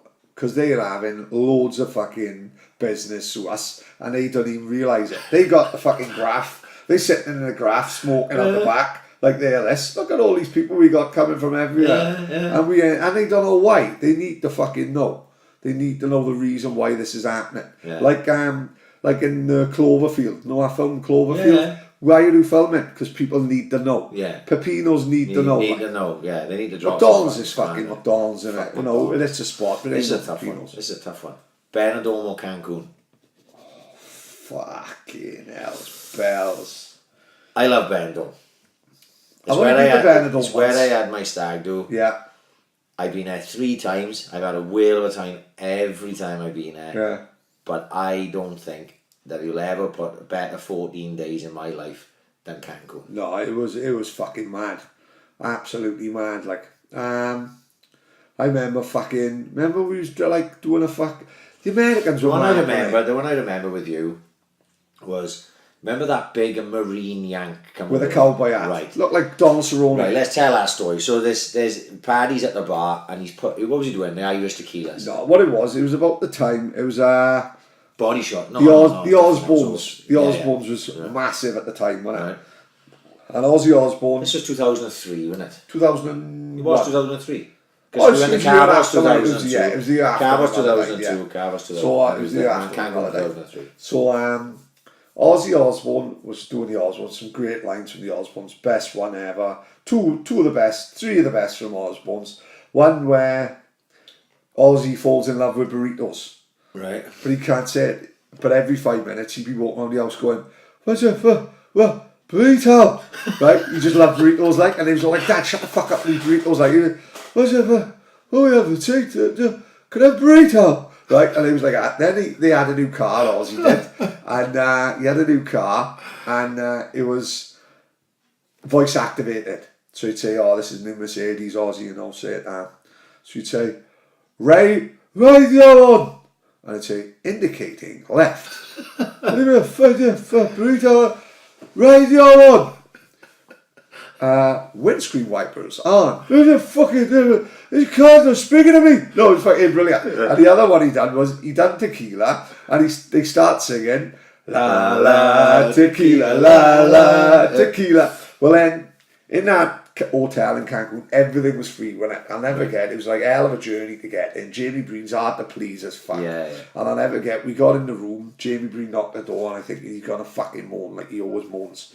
And he knocked the door, he said, "Pat, what an hotel." He said, "Everything's free." But it's not like Spain now. Yeah. We've just got the local shit. That's what I thought when we got there. We were going to be drinking some Mexican shit. Yeah. And we couldn't have the buds, but Yeah. that wasn't the case. Everything. It was buds, Rolling Everything. Rocks, Miller Lights, fucking proper Bacardi and Yeah. fucking tequila. And Don't all forget, sorts. we're used to a shitty little Magaluf. The only way you can sleep is stick your head in a freezer. This had aircon. Yeah. First place I ever went Yeah. to had aircon. Never get, he put two kegs in the freezer. Oh. I put my kegs on, he was a fucking ash brown up my ass for 3 days. Kevin McDonald stuck his breakfast in there, right? So that's what we used to, innit? Yeah. Then in this Cancun, then obviously we didn't know how to turn the aircon on, but everyone else had aircon.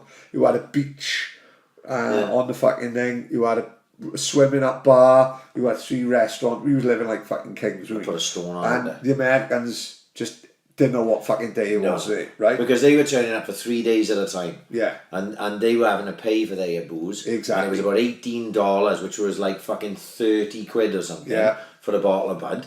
You know, the equivalent. Where we were just lining bottles of Bud up on the floor and tipping them over each other's heads and shit like that. But that guy, he'd come from Texas, didn't he? And he was saying, "I'll drink you all under the table." Yeah, we was all fucking, I think we might have been 30. No, we would have been I was in the 20, I was 20s. 23. So Right, you we were were mid 25. 20s, say. So he comes up in his cowboy hat from Texas, probably shot fucking JFK, fucking George Herbert Walker Bush.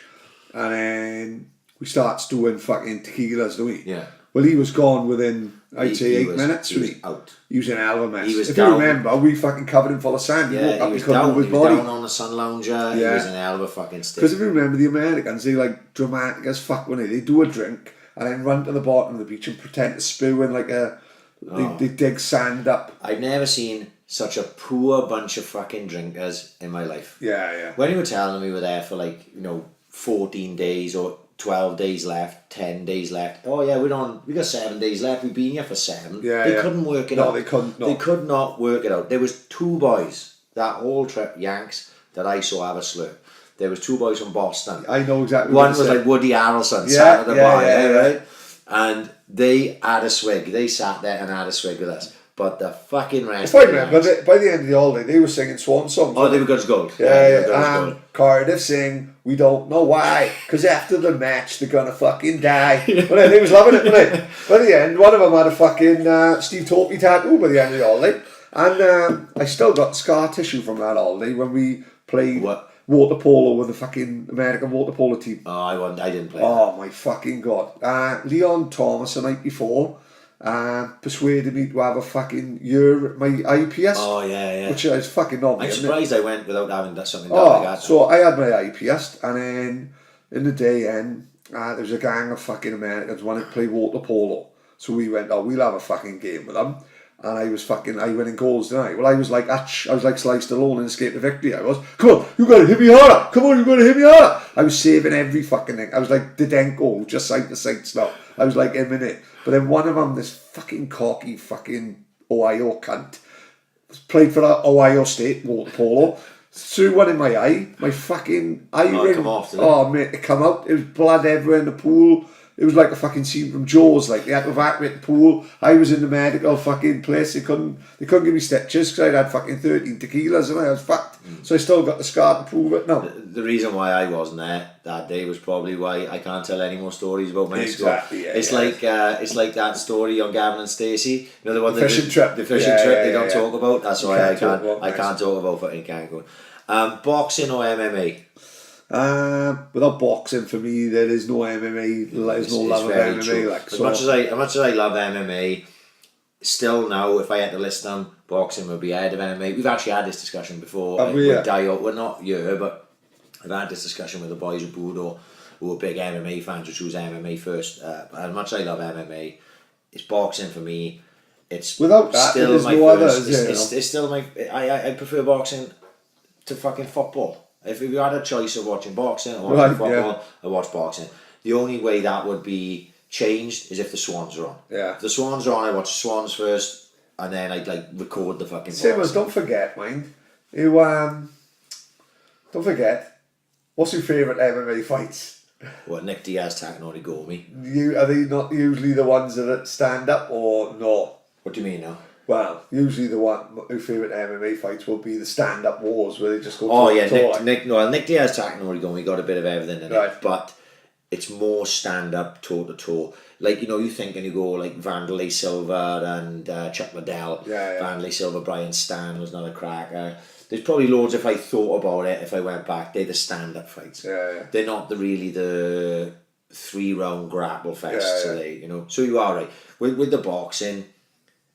You know, it doesn't have to be all up stand-up, but the ones you remember, the Hearns Haglers of the world, they are exactly like the MMA fights that you love. Yeah. You know what I mean? They're the stand-up, toe-to-toe, back and forth. There's a cracking, at the moment, my love, we talked about it a little bit with Ed, with Angel last week. There's a guy on YouTube called Editing King. He's also on Twitter as well. And he got a series called Epic Ring Wars, right? Right. And if you've not seen this, no. Paddy, you need to get on it, mate, right? It's called Epic Ring Wars. Yeah. And I have seen fights that I've never seen before in my life. And then obviously there's just the highlights on these fights. Yeah. Talk about back and forth slugfests with some guys you'll never have heard of. Never. Right? Don't ask me how he researches this stuff and finds this stuff and edit it together. It's fucking brilliant. Edit King on YouTube. The guy is a fucking genius. Epic Ring Wars is my fucking favourite thing about it. He's done like 11 of them. Really? Just plenty to catch up on. Yeah. Like 10, 12 minutes a time. So for but me, that's just enough. That's just enough. So it's boxing for me. Yeah. Like, you know what I mean? Daniel Morgan, pick your Swans 11 from the years you've watched the Swans. I actually thought of this today because I think we may have done this last time out, so I'm just going to blast through mine. Is that all right? Because keeper Fabianski, right back Des Little, left back Rangel. I know he's not a left back, but he's fucking in my team and he's playing left back, right? Gary Monk, who the hell was the other fucking centre off? Keith Walker, because I was talking about it before, he was fucking great to me when I was down there on trial. Yeah. So I always got a soft spot for Keith Walker. Midfield, doesn't matter where they are. Robbo, Britton, Ferry Border, Siggy, and up front, Trundle and Michu. So I know you can fucking go on, you can have a massive discussion. You could probably do a fucking podcast just on that. Easy. But we leave that to the Jackcast. Yeah. We ain't gonna fucking do that. Mine would probably be, it's tight, but I'm going art over there, I ain't going freestone, like. Right. Even though Fabian. But he would have been my second choice. Yeah. It's out of them, isn't it? Angel, right back. Left back, Terry Phelan. Centre halves. Ashley Williams is one. Ashley Williams probably merits getting in my side, but I was so critical of him over his time. I felt I'd be a charlatan if I put him in. People will probably hate mine. I'd have Williams and Coker simply because I ain't seen a better pairing. Yeah, they would have. Yes, you've got Chopper Harris, you've got Walker. Coker was in my thoughts. Midfield then, I only got 3 because he wants to put 3 up front, Yeah, you know what I mean? And I'd have Robbo right wing, Brits in the middle of the park, Tommy Hutchinson, the man, the myth, the legend, left wing. Yeah. Up I front didn't see then. Tommy C much. I was a kid. Of course, yeah, so yeah. And then I got Trundle just behind Michu and Boney. Just simply because Siggy's great. I tell you, you can't not leave Trundle. The year and Siggy was 600, unbelievable player. But Truns gets in, obviously. Got to get in. That year and a half, or when they came with Boney. Boney was unplayable. Yeah. And Michu was like the fucking steal. There was that year when he was the steal of the fucking century. They tell you his goals in M3. Boney was close for that first period, and I tell you who else was very close was Jason Scotland. Brilliant in the chat. For that spell he was with us. You couldn't the 20 goals, 25 goals. You couldn't look at his record was fucking outstanding. Jamie Green hated it, said he was lazy. He got a but I think he just scored goals. No, mate. He's a striker. That's the way. To me, that's the way he was told to play. Like Jamie Green say, look, Adam, he done track back. I said, yeah, but we playing 5 in the middle. There's no need to track back. No. He's been told by Martinez, stay up top, and we don't want him past the halfway line. Not that I want to blow anyone else's fucking trumpet, but the O-line to the Jones Andy Robinson podcast, I listened to it earlier on. Right, go on. He's fucking really good, right? And Robbo actually says that Martinez told him Really? Front 3 at that time, which I believe was Robbo, Paul Anderson, and Scotland. They were not allowed to come back past the halfway line. Really? He wanted them to push up to force the defenders to stay back. Yeah. So that's why Jason Scotland wasn't running around, because he was instructed to fucking stay up. Maybe it wasn't in his game anyway. Yeah, it suited him. But I like Jason Scotland, so he was thereabouts. But that's my choice anyway. Right, we'll move on for that one. Steve Burton, who I was running with all the way through the 30 miler last week. Me and Steve now mates for fucking life, because we helped each other out last week when it got fucking scare him, and it did on a couple of occasions from about 23 miles on. Can we convince Paddy to do the Swansea half marathon next year? Fuck off. Right. I haven't got time to fucking practice running. You know what I mean? I can't just fucking rock up on a day. I'm going to be like Jade Goody, you know, when she had Cobley's did. Yeah, Cobley's animal. Cobley can turn his hand to anything, anytime. I told you. They put up a limbo dancing tournament in the plough, didn't they? After one funeral, Cobley won it hands down. You know what I mean? He can just do it. Like, for me to do half man. What scares me is I see that every day I go over the Park Towie Bridge and it says 13 miles to Astalavera, right? Yeah. And I think that's what I've got to do. Like, that's ridiculous.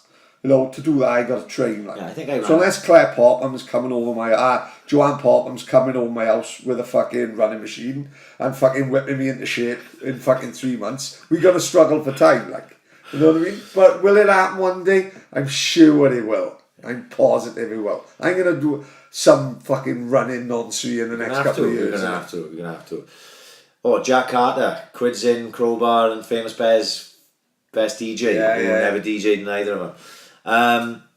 Vetch in League 2, but you're both in your pomp, or Liberty Stadium, but we're doing well in the Premier League, but you're both shells of the men you used to be. So basically, you're a pair of old cunts, and we're in the Premier League and they're doing well, or we're in League 2 at the Vetch, which is very important as far as I'm concerned, and you're both in your fucking AD.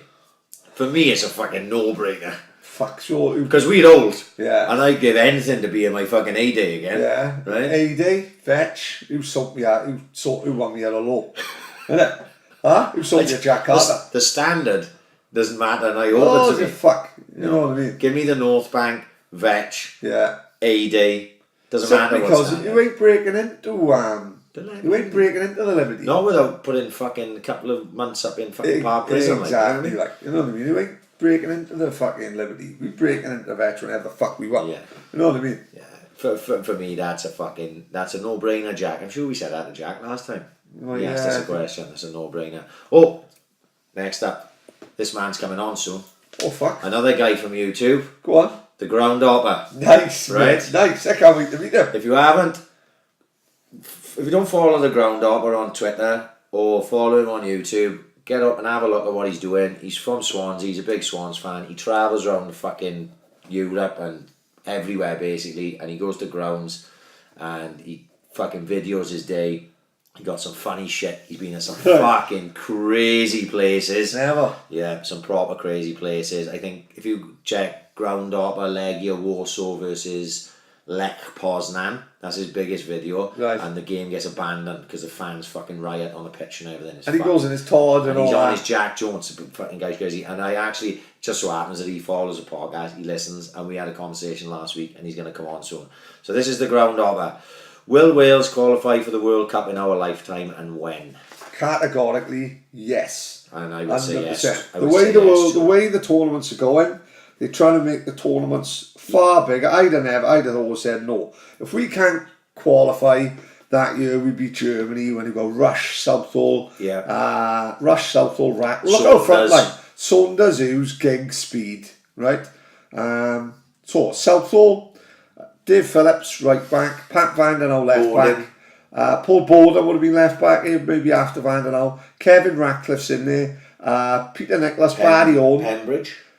Well, Pembridge was after that. He was the arts and but Glyn Hodges. Glyn Hodges was in, but Giggs took over at that time. So we've got Giggs one wing. We've got Gary Speed in the mix. We've got Peter Nicholas in there. We've got Barry Owen with a bit of bite, who's playing for Everton, one of the dogs of war. Rush Saunders Hughes. Yeah. What the fuck? If we can't qualify, then we're never going to qualify. However, they're making the tournaments bigger. They're trying to get as many teams in as they can, which was one of the reasons we got the Euros. But hey, let's go. When they're talking about this UK fucking World Cup, hosting a World Cup in the UK, not hosting a World Cup in England. Yeah. Hosting So how's that working? Do all fucking 3 teams qualify? Look, that could be the next fucking the next scam. That's how you get in. Yeah. It's like because we've got the fucking, well, I call it Millennium Stadium. Yeah. The fucking Principality. Because you've got that, and it is a showcase. Of course it is. Yeah. L Champions League games there. You are, right. So then. Are they? Yeah, Champions Finals a few years ago. Real Madrid and Juve. Yeah. Right, I think it was. Anyway, if we don't get in through fucking actual merit to get in through, we're gonna have to do it soon because these boys, the Gav Bale and Ramsey and Joe Allen and that, they ain't gonna be fucking around forever. So it's gonna have to be. If there's not this next one. Well, hang on, it can't be these. They're gonna miss out now, aren't they? Unless we get in on this one, because what we don't want to happen is we get to Qatar, like, because I ain't going to fucking Qatar. No, can't fucking drink out there. Never mind me fucking smuggling 13 bags of fucking pills on my chest, walking through. I just watched fucking Midnight Cowboy last week. Yeah. You know what I mean? So I don't want to fucking none of that fucking caper. No. But to answer the question, I would say we're hopefully only halfway through our fucking lives. Yeah. So we're hoping these pricks can get through at some fucking point. I can see us at fucking 8 years old rocking around Spain. Innit? It's got to be a tidy place. We won't get that fucking perfect storm of France. Well, we drove in Obsy's van. Can you imagine it with Spain? Oh my God, imagine that. We'd be proper like 1982 Union Jack Fest and all that. Tiki Beach. Just literally Tiki Beach for 2 weeks. Tom Powell. Oh, you like this one, Pat. And Will's asked a similar question. So, what is Paddy's favourite 80s theme tune and why? What Will's asked was Paddy's top 5 80s theme tune and sing them. Oh, no. But before you go off, right? Can I just chuck mine in? Chuck it in, go on. Because there's only one for me, and then you can have the fucking floor. Yeah. The Littlest Oboe. Oh, there's a voice that keeps on calling me down the road. That's where I'll always be. That's a classic. I didn't have that down, right? I thought 5. You could think of 5 easy. Like, I love a good kids program. I used to love the fucking Family Nest. MacDougall played the bagpipes. I couldn't say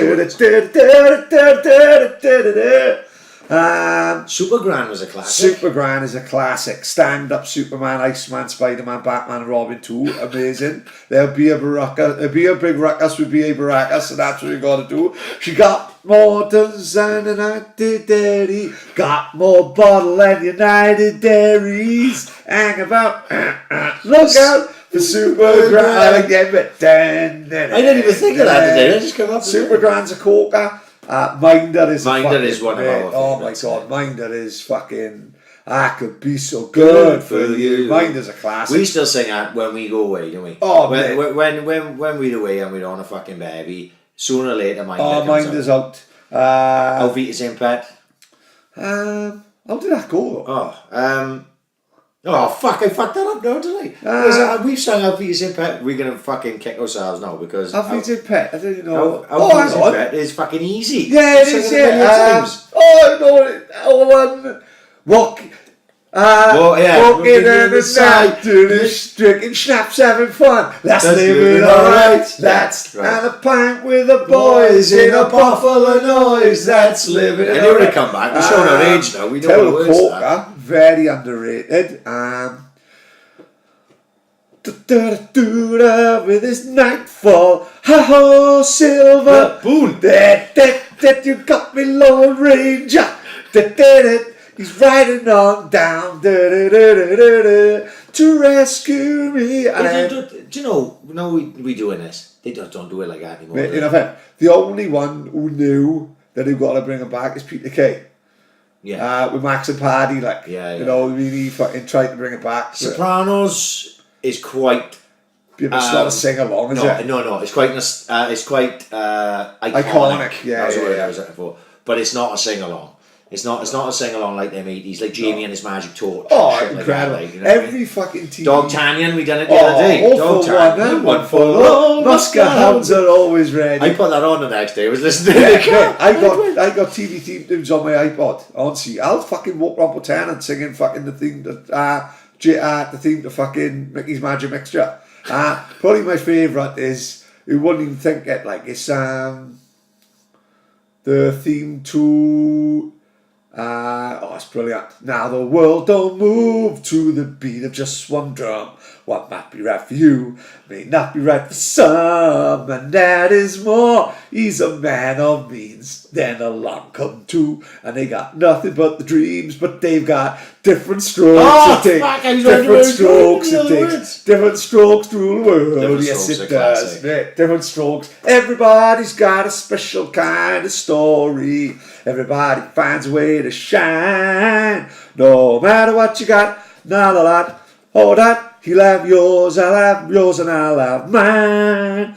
And together we'll be fine. Because it takes different strokes to rule the world. Yes, it does. It takes different strokes to rule the world. Brilliant. By God, you know it. These kids don't know they got it. They just don't know. It doesn't happen these days. Stuart, this is Stu G on Twitter. Would you rather buy a house? I don't even know where this come from, but it made me laugh. Would you rather buy a house from Dion Dublin or a Thai curry from Francis Bengali? No, I had a Thai curry the other week from the Golden House. It was fucking tremendous. Really? Yeah. So what's the score of Francis Benali and Caddies then? I have no idea. I don't like Dion Dublin on Homes Under the Armour. I don't agree with it. I was off one day, stuck it on, expecting that blonde one. Fuck, I wouldn't even know. That blonde guy with a big boof. And Dion Dublin is all still playing his maracas and all well, that, was he? This is, what's that doob? He made an instrument with the doob or something. I don't even know what it was. Was it like a saxophone or something? I thought it was like a couple of like little half drums or something. I can't handle Dion. I can't look at Dion Dublin on Homes of the Armour simply because they all said he had a massive fucking shillelagh on him, didn't he? Yeah. So I'm looking at Dion Dublin in a fucking, and he's walking around You're checking out the package. Yeah, he's walking around an house in Burnley with some Pakistani guy trying to bite the let. Right. To rent it out to students, and I got visions of Dion Dublin in the show with Alex Ferguson fucking rubbing his cock in his face. So this Pakistani from Burnley don't know what day it is. He's just trying to buy an house bite the let, and Dion Dublin's playing his doob and all that with his cock out. Thai curry it is, isn't it? Simon Varney, pink or brown?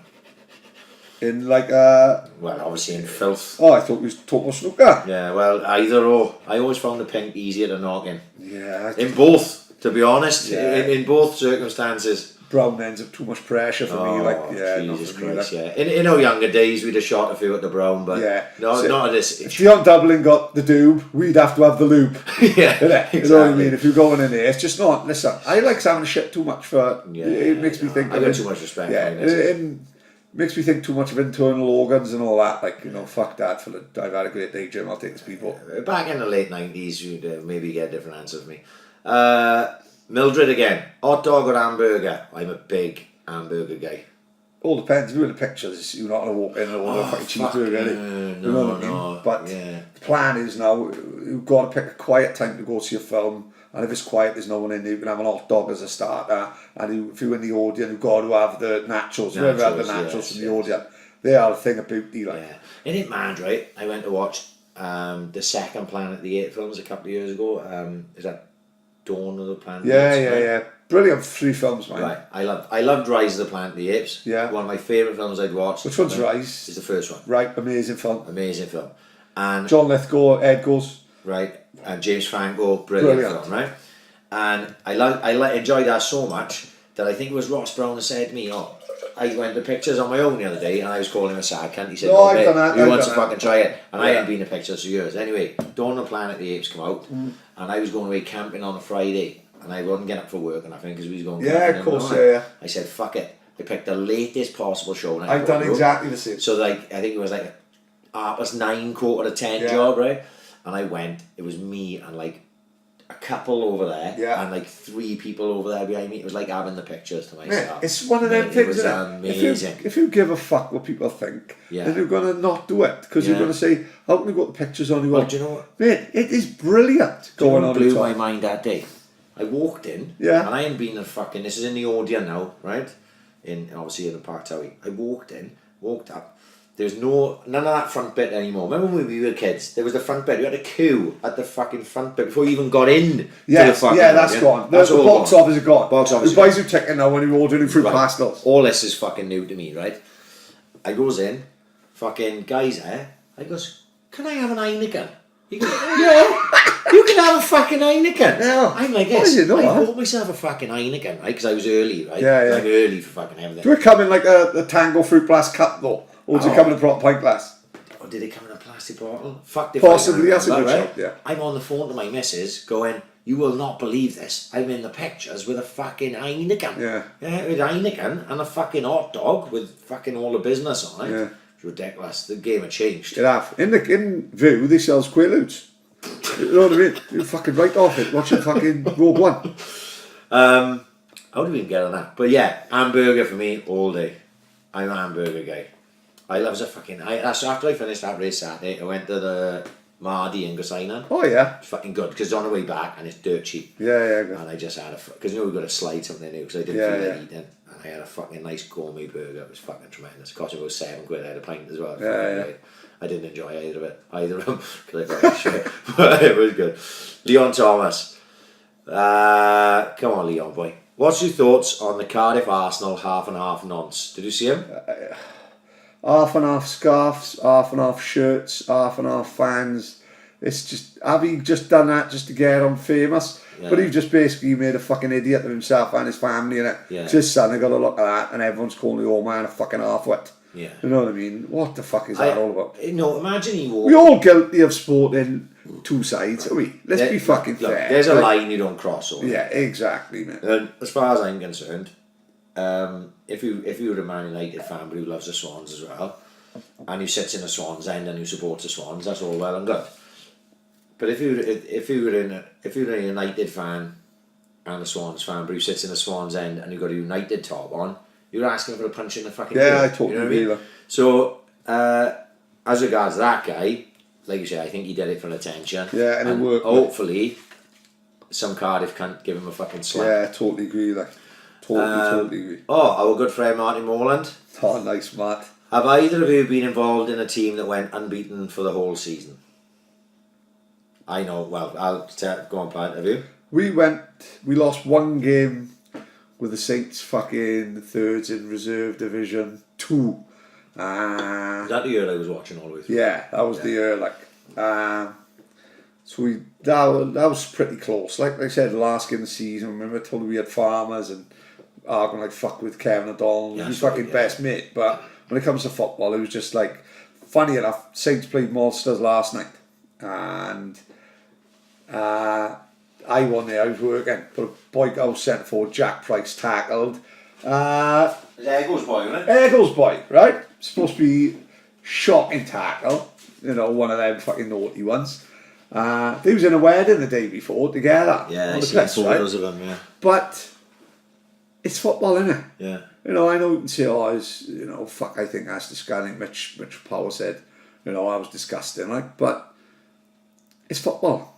You know, I have no doubt if I'm playing you, not if we're playing in some game now, just fuck about chatting game. It was serious. But if I'm playing you, I ain't not gonna fly into, No. And just and because. that's Certainly not gonna fucking break your leg like fucking Bessie done to Copley, but I ain't not gonna fucking fly in and tackle you exactly the same as you're gonna tackle anyone else. Yeah. Lee David, we was with Lee David the weekend. We played the Farmers once. Lee David was one of my best mates, and he put me out to fucking work for 6 months. It was that is what it is, like. I wasn't going to talk about that situation because I saw that Facebook post today, and obviously I'm not there. I'm not involved with either side. Yeah, I don't know Jack, and I don't know Jordan. They're nice kids. They're good boys. Apart from the fact that obviously I played with his old man. Yeah. And what I took from that was it was quite obvious Jack was upset about. Yeah, he he was gutted that he done the tackle. And then, out of all the people that were chipping in, Jordan went, well, if you dish it out, we've got to take it. I love that, yeah. That's the be-all and end-all for me. Yeah. I ain't speaking about no one else on that whole thing. If you dish it out, we've got to take it. That's the correct attitude. If Jack is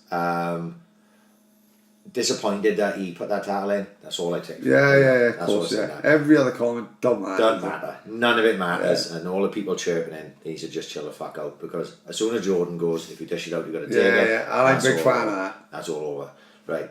Marty Moore, back to the question. Have you ever been involved in a team when I'm beaten the whole season? Yes. Really? We're Saints under 16s.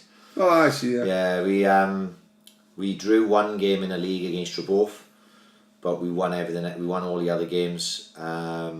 We won the West Wales. We won the league. We beat Blenheim AiC in a League Cup. We beat Garden Village in the West Wales down the Vetch. That was a game I scored down the Vetch. And then we beat a side whose name always fucking goes for me. They were a team from up the Rhondda or some shit like that in the Boys Club of Wales final. We beat them 1-0. I scored a penalty. So we won every cup and we won a league and we went undefeated. We drew one game. That was it. That was under 16 Saints side. Don't happen very often. Don't happen very often. But to be fair, if I can put a precursor in there before anyone slags me off, that season, the year before, West End won a league and they had the dream team. It was Wrighty, AiC, Forland, Holloway, Mansell. Pretty much everyone. I thought Mansell was Saints, though. No. He came to Saints that year. Glory hunting bastard. They signed everyone from the Swansea schoolboy side who wasn't a Saints player and wasn't the Morriston boys. Right. Just to precursor that. So it was Laurie, Andrew Laurie, Nelly and Lofty. The three Morriston boys. Would that be Simon Thomas? Thomas. Right, so Lofty and Nelly were with the Swans. Yeah. I don't know who Laurie was with at that time. And was Laurie good as a kid? Laurie? Yeah, good. Yeah, he was good. But Laurie definitely got better as he got older. Really? Yeah. Because or did the league get worse? Right. Well, no, I wouldn't say that. In that age group, you have to remember it was a fucking Shark Tank. Just thinking of the boys I just great players. They all played pro. Right? When you think fucking hell, I don't know any of my mates got in the fucking Swansea schoolboys. Right. And none of them was as good as any of them you just mentioned. Like. So that was the West End. I couldn't tell the Swansea schoolboys in my year. Like. Right. So that was the West End team that was in the under 15s. Now all those boys, when they went 16, went to their clubs. So Anthony, I think Anthony was still at Liverpool at that time. Chris Llewellyn was at Norwich. All the way Exeter. Holloway was at Exeter. Forland was at Oxford. Gary Davis was at Oxford. Gary Davis played for Saints? No, there's Gary Parker played for Saints. Gary Davis from Gassainan was at Oxford. Mushroom went wherever he went. Oxford, I think, again. I may be wrong on that. But anyway, all those boys left. Yeah. So what was left was Mansell and Kevin O'Donnell. And they left West End and came to the Saints. So then it was us. So you know that year you're talking about where Saints won everything? Yeah. If you wanted to be very bitter and twisted, you could say, well, Saints only won that because that's like, But, to put it out again, the year before the under-14s, when all those boys were there then, we won everything that year as well. Right, so we won it the year before, lost it in the 15s, and won it all again in the 16s. So yes, I did play in a side that went undefeated. All the way through the season. That was the only time. Dirk McDonald, that's a great name. Fucking big fan of that. Big fan of Dirk Diggler.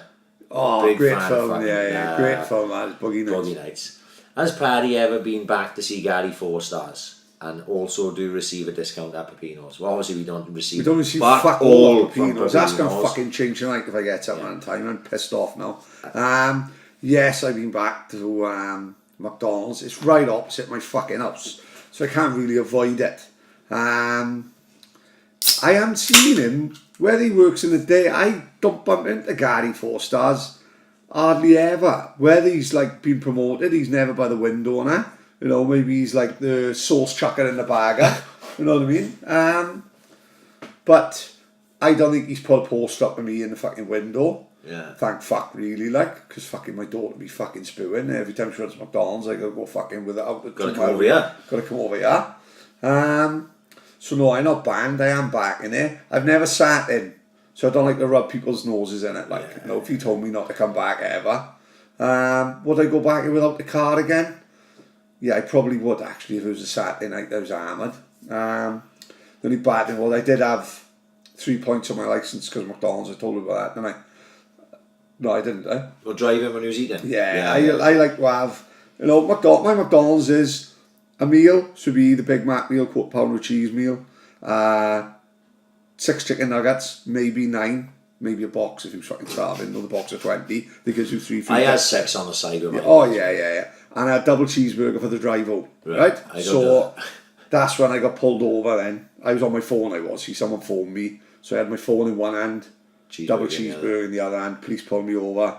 They said, what do you think you're doing? I said, oh no, I'm sorry, I won't drive again. Well, fucking on the phone. He said, mate, you're eating a fucking cheeseburger, taking a fucking piss. You know, you're driving with your knees. You know, it's fucking 3 o'clock, kids are leaving school. So they gave me 3 points in. But no, to answer your question, I'm back in McDonald's. I wouldn't rub his nose in it. I won't go in there and sit down, which suits me. I got a fucking 13-year-old girl. She thinks all the fucking 16-year-olds in there. We can't go in there, Dad. Yeah. That's fucking great. It'd be even worse if I went in there and he said I was banned. I'd be running out there with a cone. But I probably won't be because the ice cream machine never fucking works. So it don't really make any difference.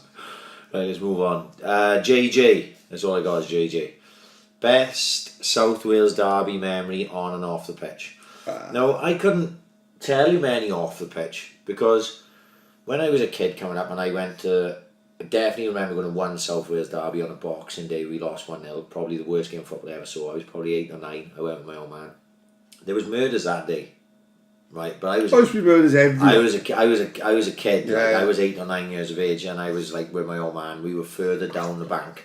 We weren't like right up where the aggro was. So I just remember it being fucking freezing cold and a shit game, and wishing my old man hadn't taken me away from my Christmas presents. You know that shit, like, right? Right, yeah. And then who they want to play with the Millennium Falcon? and then it was a big spell then where we were playing, so it wasn't going to the Swans as regularly because we were playing, and it didn't have such a big effect on my life. Then the ban came in, so you're talking probably 10 years, right, of the home fans, the away fans banned from either ground.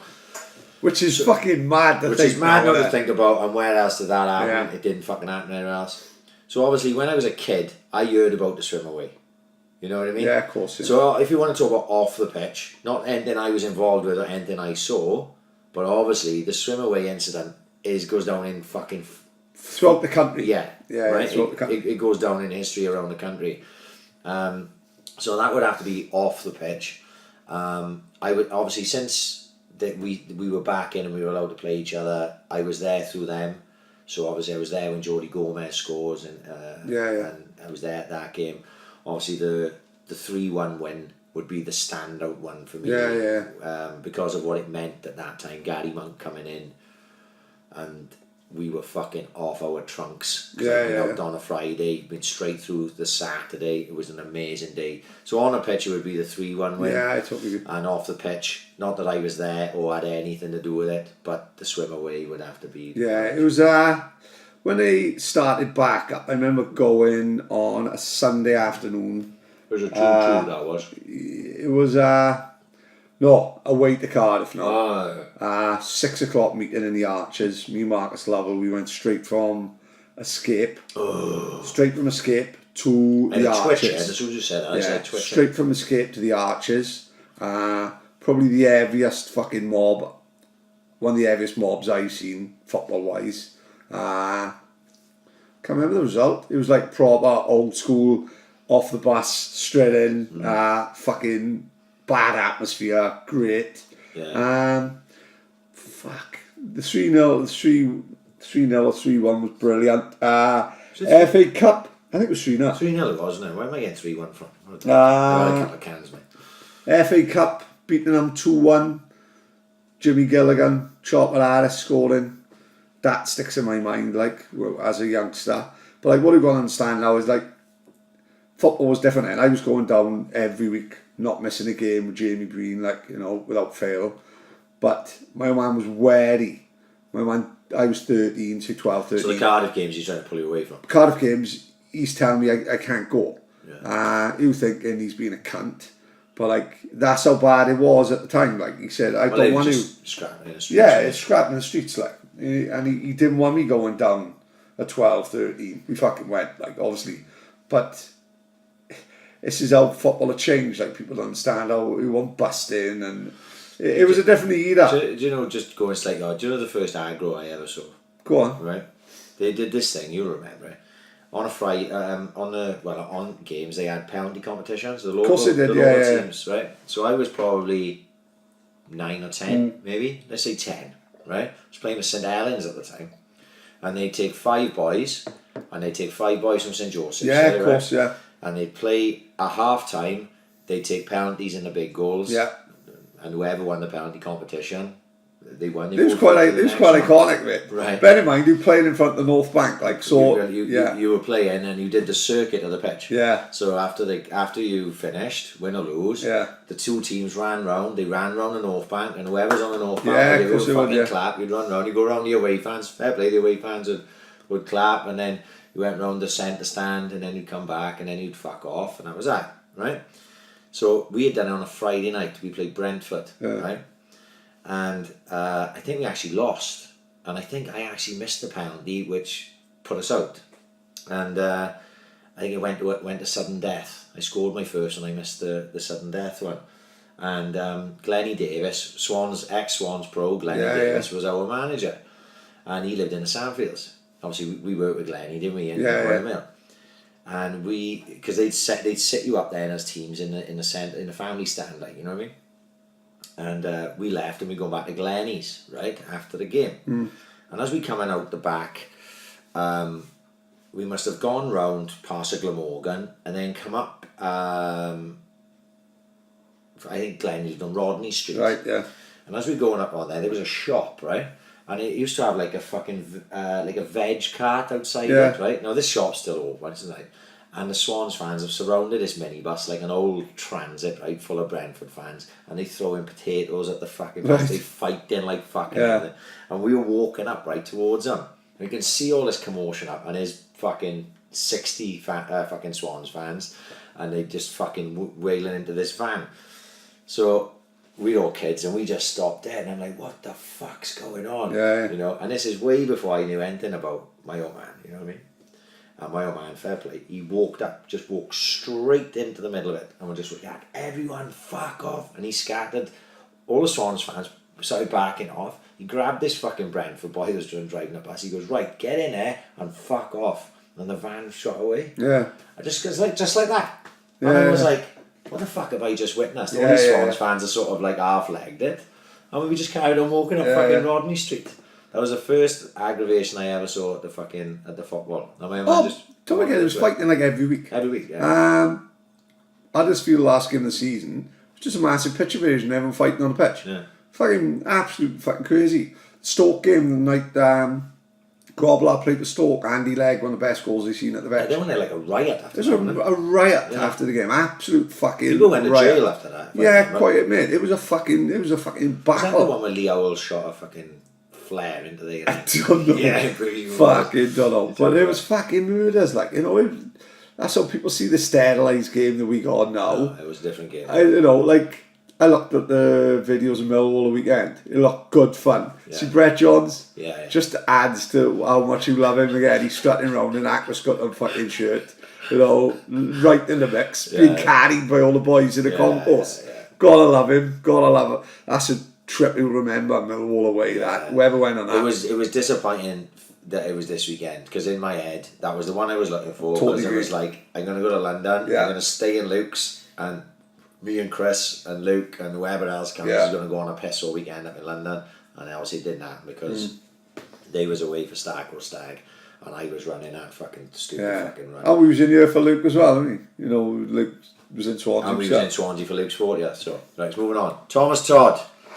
You love a tattoo, Ryan. What is Paddy willing to do if Saints finish top 3 or win a cup this year?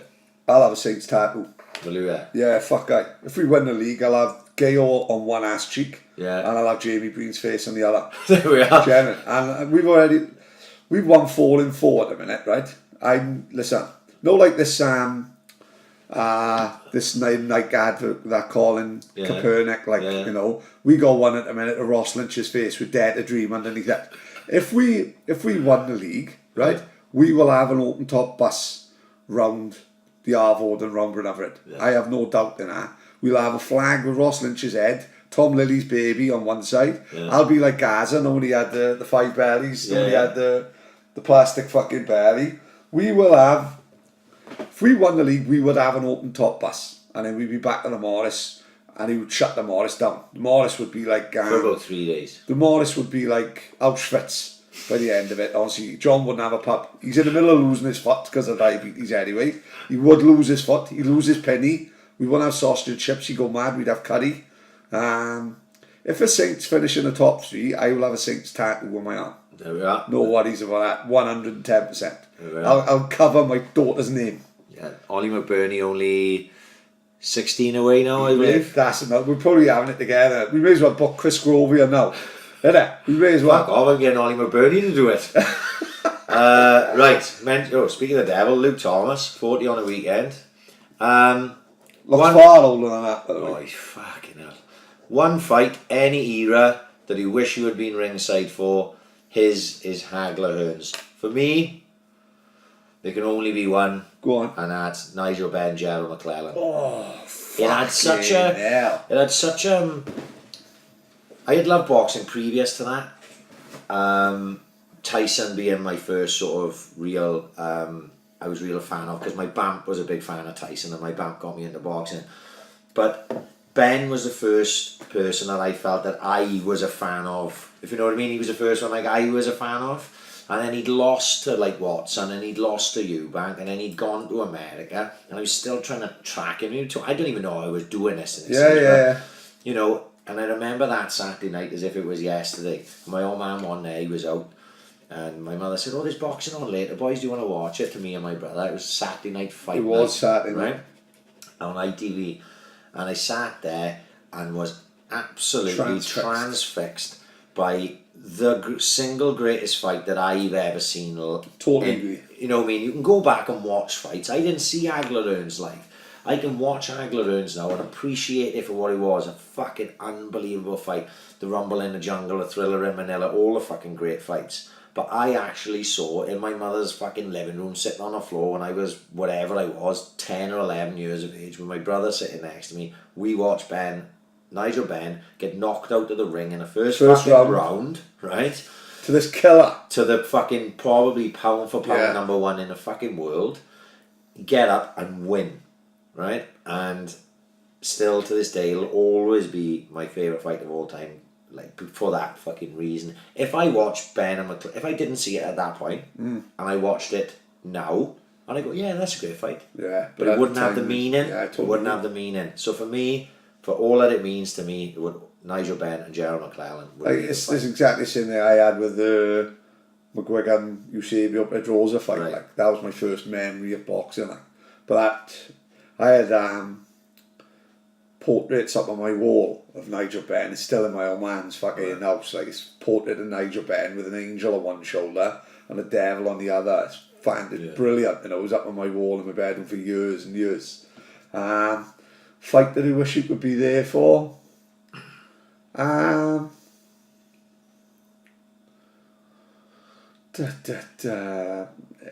a reason everyone says Hagler Hearns, don't they? Because there's never been a fight like it since. Like, that's why everyone goes Hagler Hearns, don't they? Would have been good to be there actually witnessing the Gatty Ward fights. Yes. You know what I mean? Yeah. Especially the first, you know. Simply because apparently, I can't remember, but apparently it was on. It wasn't even a big fight. It was just like a perfect storm of two fighters come together. Where I think it was on like HBO Wednesday fight night or something. I didn't, you know, it was like, but to be there to witness that, innit? You know what I mean? That's probably the fight I would pick. Yeah. Well, the whole about 2 years ago, I watched the whole trilogy. Amazing. The HBO documentary. No, I literally, right. I just watched the fights, yeah. just individually watched the fights. There was some fucking thing I had on my Android box, and it had all classic fights. Right, yeah. And it had Gatty Ward 1, Gatty Ward 2, Gatty Ward 3. They were all pretty good. Watch them all. Oh, they were all good. Yeah, Fights. they were all good fights. You know, to be fair, Gatty probably won all 3 of them. Yeah, I agree, yeah. But, you know, they're all... Some of the rounds, and they say we'll go on... Famous round 9, Famous round 9, actually, amazing. But Arturo Gatti had quite a few of them. Oh. You know what I mean? The guy was... Yeah. You could see when Enzo started talking about Arturo Gatti last week. I know people who's listening can't see what we saw. He just started lifting about you talking mentioned about Arturo Gatti, you could see fucking Enzo's face like that. Yeah. Only he lit up more when he was talking about his boy playing rugby. Yeah. Wasn't it? You know, he talked about Arturo Gatti, fucking hell, he was fucking loving it. Right, Lee Davis, best Swansea keeper you've seen. Freestone, De Vries, Vorm or Fabianski?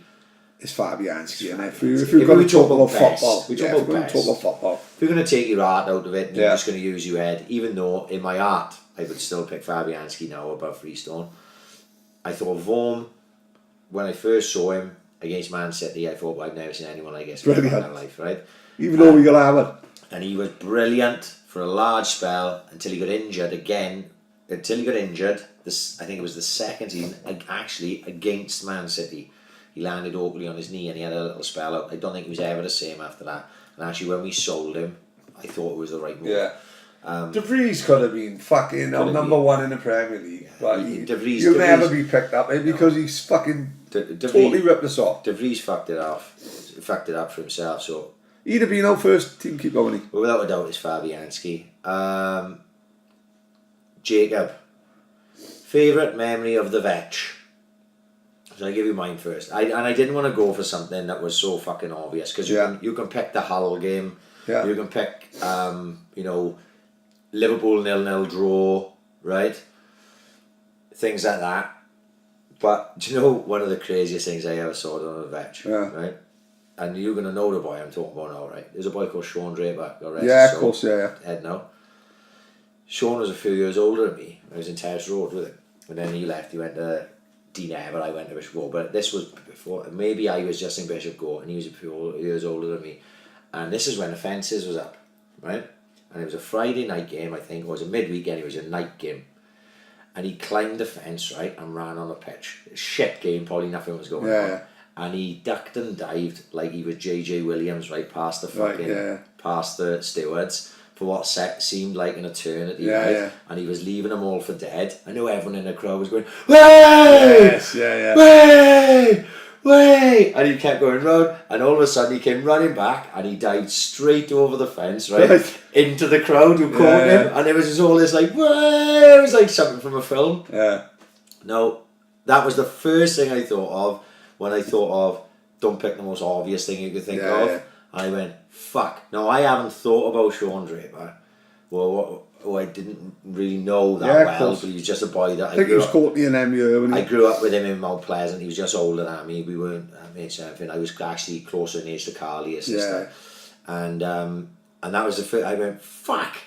And I haven't thought about that for probably 20 fucking years. Fuck, that night when Sean Draper was dropping the shoulder and leaving all the stewards for dead. Like it was you could easily say the Monaco game, the West Brom game, the Millwall game sticks in my mind on a Friday night. Never seen so many people wearing Ellie Hansen jackets. It was about fucking 30 of them. They looked like the American yacht team. And that got me into fucking Ellie Hansen and all that. But the best memory for me was breaking into the vetch by a mile. Mm-hmm. It was just fucking... I went from fingering a bird outside the Grand Theatre to breaking into the vetch in 7 minutes to me. Like, we had the ladders out from the shed. People don't realise.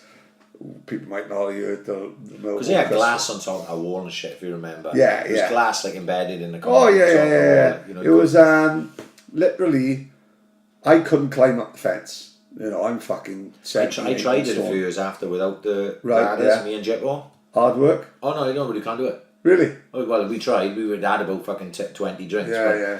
We were just hitting the wall, like trying to like scoop off the wall and just fucking falling straight. Like I down. said, someone got into like the houses next to the vetch and got a ladder from the house up from the shed, which got 30 of us into the ground then, didn't it? But then you think we playing fucking football. One of the boys is in the fucking commentary box, like fucking up a fucking 30-foot ladder. We singing a theme to the Champions League, and we someone found a Tesco trolley, wheeled fucking Cobley into the fucking net. I found a Silver Swan outfit. Walshy the sneaky cunt robbed the ladder.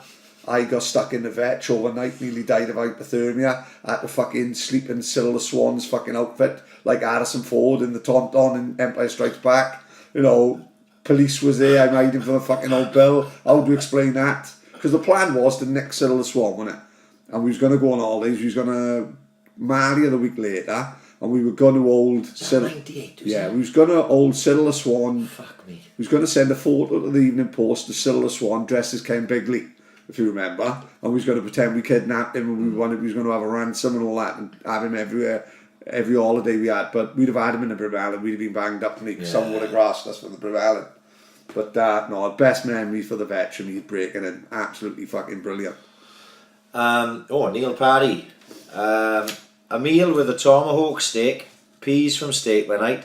Boys put a lot of effort into thinking about these fucking questions, mate. Give him credit. Neil Paddy loves... I'm telling you now, Neil Paddy will love a steak by night pea. Right. A meal with a tomahawk steak, peas from steak by night, Joe's ice cream to finish, served by Gary 4-star with limitless Peroni or Red Stripe, or Saints win the league. It's pretty simple, isn't it? Fucking hell. A meal is just one meal, isn't it? Neil, you fucker, but he knows how to get to my heart, doesn't he? Yeah. There's only one winner there, innit? Imagine Saints win a fucking league. Saints haven't won the league for fucking... 2006. 2006, what are we now? And when was it before then? Like, imagine Saints winning the league. It's massive, isn't it? Yeah. Huh? That's Neil, that's a no-brainer, mate. Yes. We can go and fucking get Gaz and we get the boys to steal some tomahawk steaks. Yeah. I've never had one of them, mate. Haven't you? Are they selling them in Lidl's now or something? They the Mickey Mouses, Pad. Are they? Mickey Mouses, yeah. You got to go to the proper place. Well, on Carter, like, is it?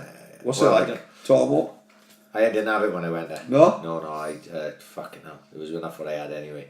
Neil must have had it. Neil's fucking mouth is watering now. now. He's probably on a night shift now, starving. It was steep enough when I had it in Cyprus, but it's steeper again in Milan. Really? Yeah. Sam Beef Keefe. Signed for them all as it happens. Yeah, fucking scumbag. Left the Rockies down. Fucking Sam, you can't. Ryan, Saints or Rockies? Now, I sort of answered this question here before, and I was brought up with a Roxburgh. All my family are involved with the Roxburgh. I was Roxburgh's biggest fan as a kid, stood on the sideline for the fucking seconds in Cabula Park in the rain, and when my old man was playing for the first team and Richie Beer was fucking absolutely running the show. Was he good, Richie? Yeah. Richie was fucking great footballer. And my Uncle Anthony and Lenny and all those boys. So Roxburgh's in my heart. That's my family club. But Saints is in my blood. You know, I was Saints as a youth. I was Saints as a senior. I had a couple of years of Rockies. I could not choose. I'm going to fucking absolutely bladder it. I could not choose. To many people that I played against, they will never think of me as a Roxburgh player. Yeah, that's true. Yeah, of course, yeah. So to many people that I played against, they will go, oh, Ryan used to play for the Saints. They won't say Ryan, he played for the Roxburgh. So for many people, I would be classed as Saints, but I grew up with the Roxburgh, so I ain't going to choose between the two. There we are. Yeah. That's fair enough. And I got mates either side.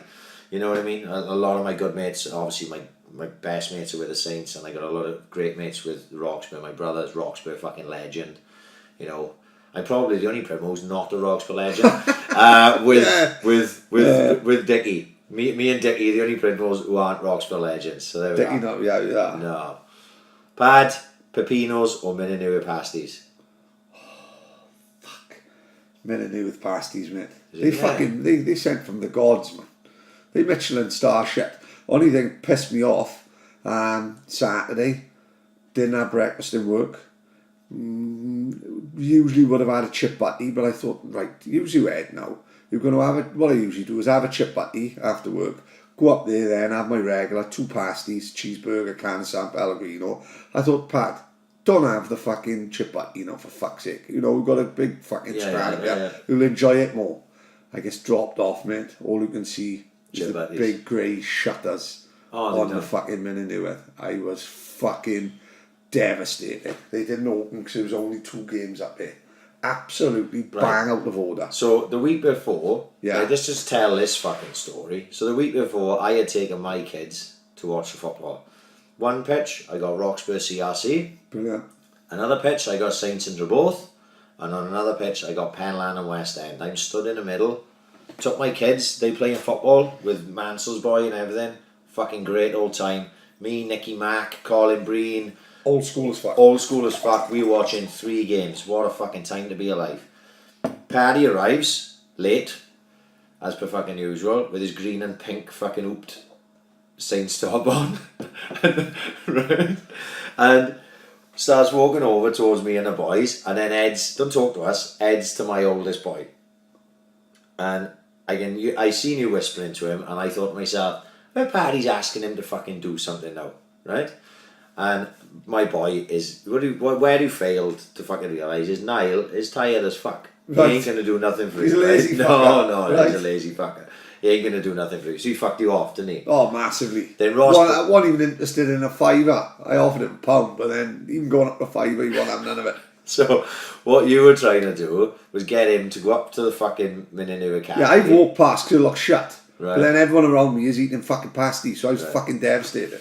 So Ross Brown fucking bitched out then and went and got him through, didn't he? Yeah, he did. Fair dues. Fair Brown Ross. He'd be in the first team before he can say fucking corned beef. Do you know what he said? Go on. I spoke to him afterwards. He said, remember he rang me, didn't he, right? Ross rang me because he couldn't remember your order. Right, yeah.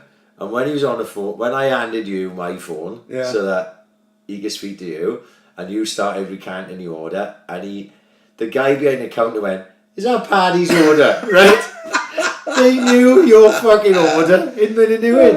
And then he just started whipping them out. Fuck, you've got some pull up our place. Oh, mate. Wish we had that much pull in fucking Pepinos, and we have some fucking exactly. Scran now, This is like the Chinese woman in Bhutan who started letting herself into my house when she's delivering so many Chinese. It's unbelievable. She woke me up once. Oh, I fell asleep upstairs. He was hammered. She was waking me up in my bed. Winnie Wong. Waking me up with a fucking Singapore Chinese stuff. This question is definitely for you. It's from Chef.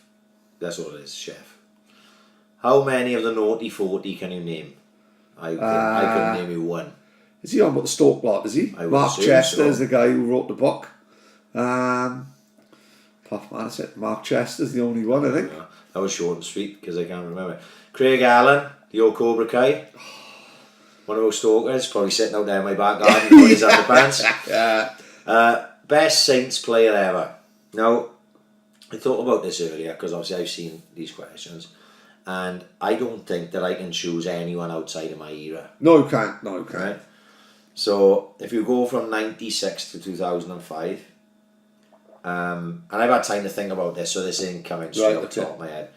If I go from 96 to 2005, and I don't make the obvious joke, which is pick my fucking self. Yeah. Which you fucking would have. Which I would have fucking otherwise.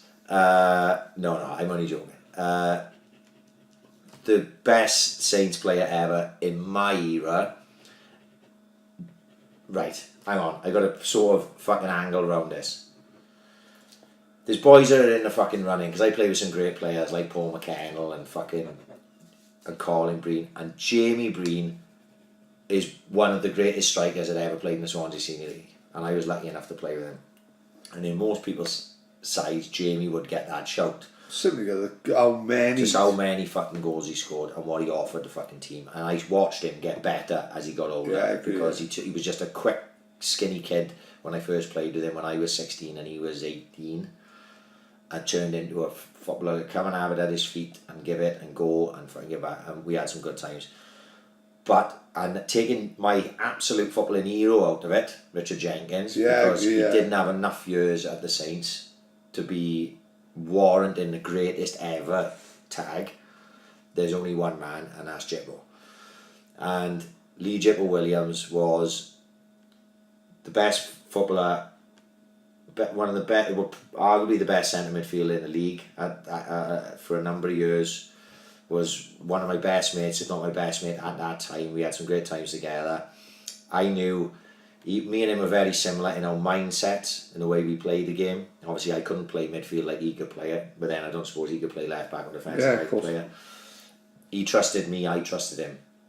So when you've got that trust to give the ball under pressure and things like that, he was a fucking absolutely fantastic. He couldn't kick the ball with his left foot.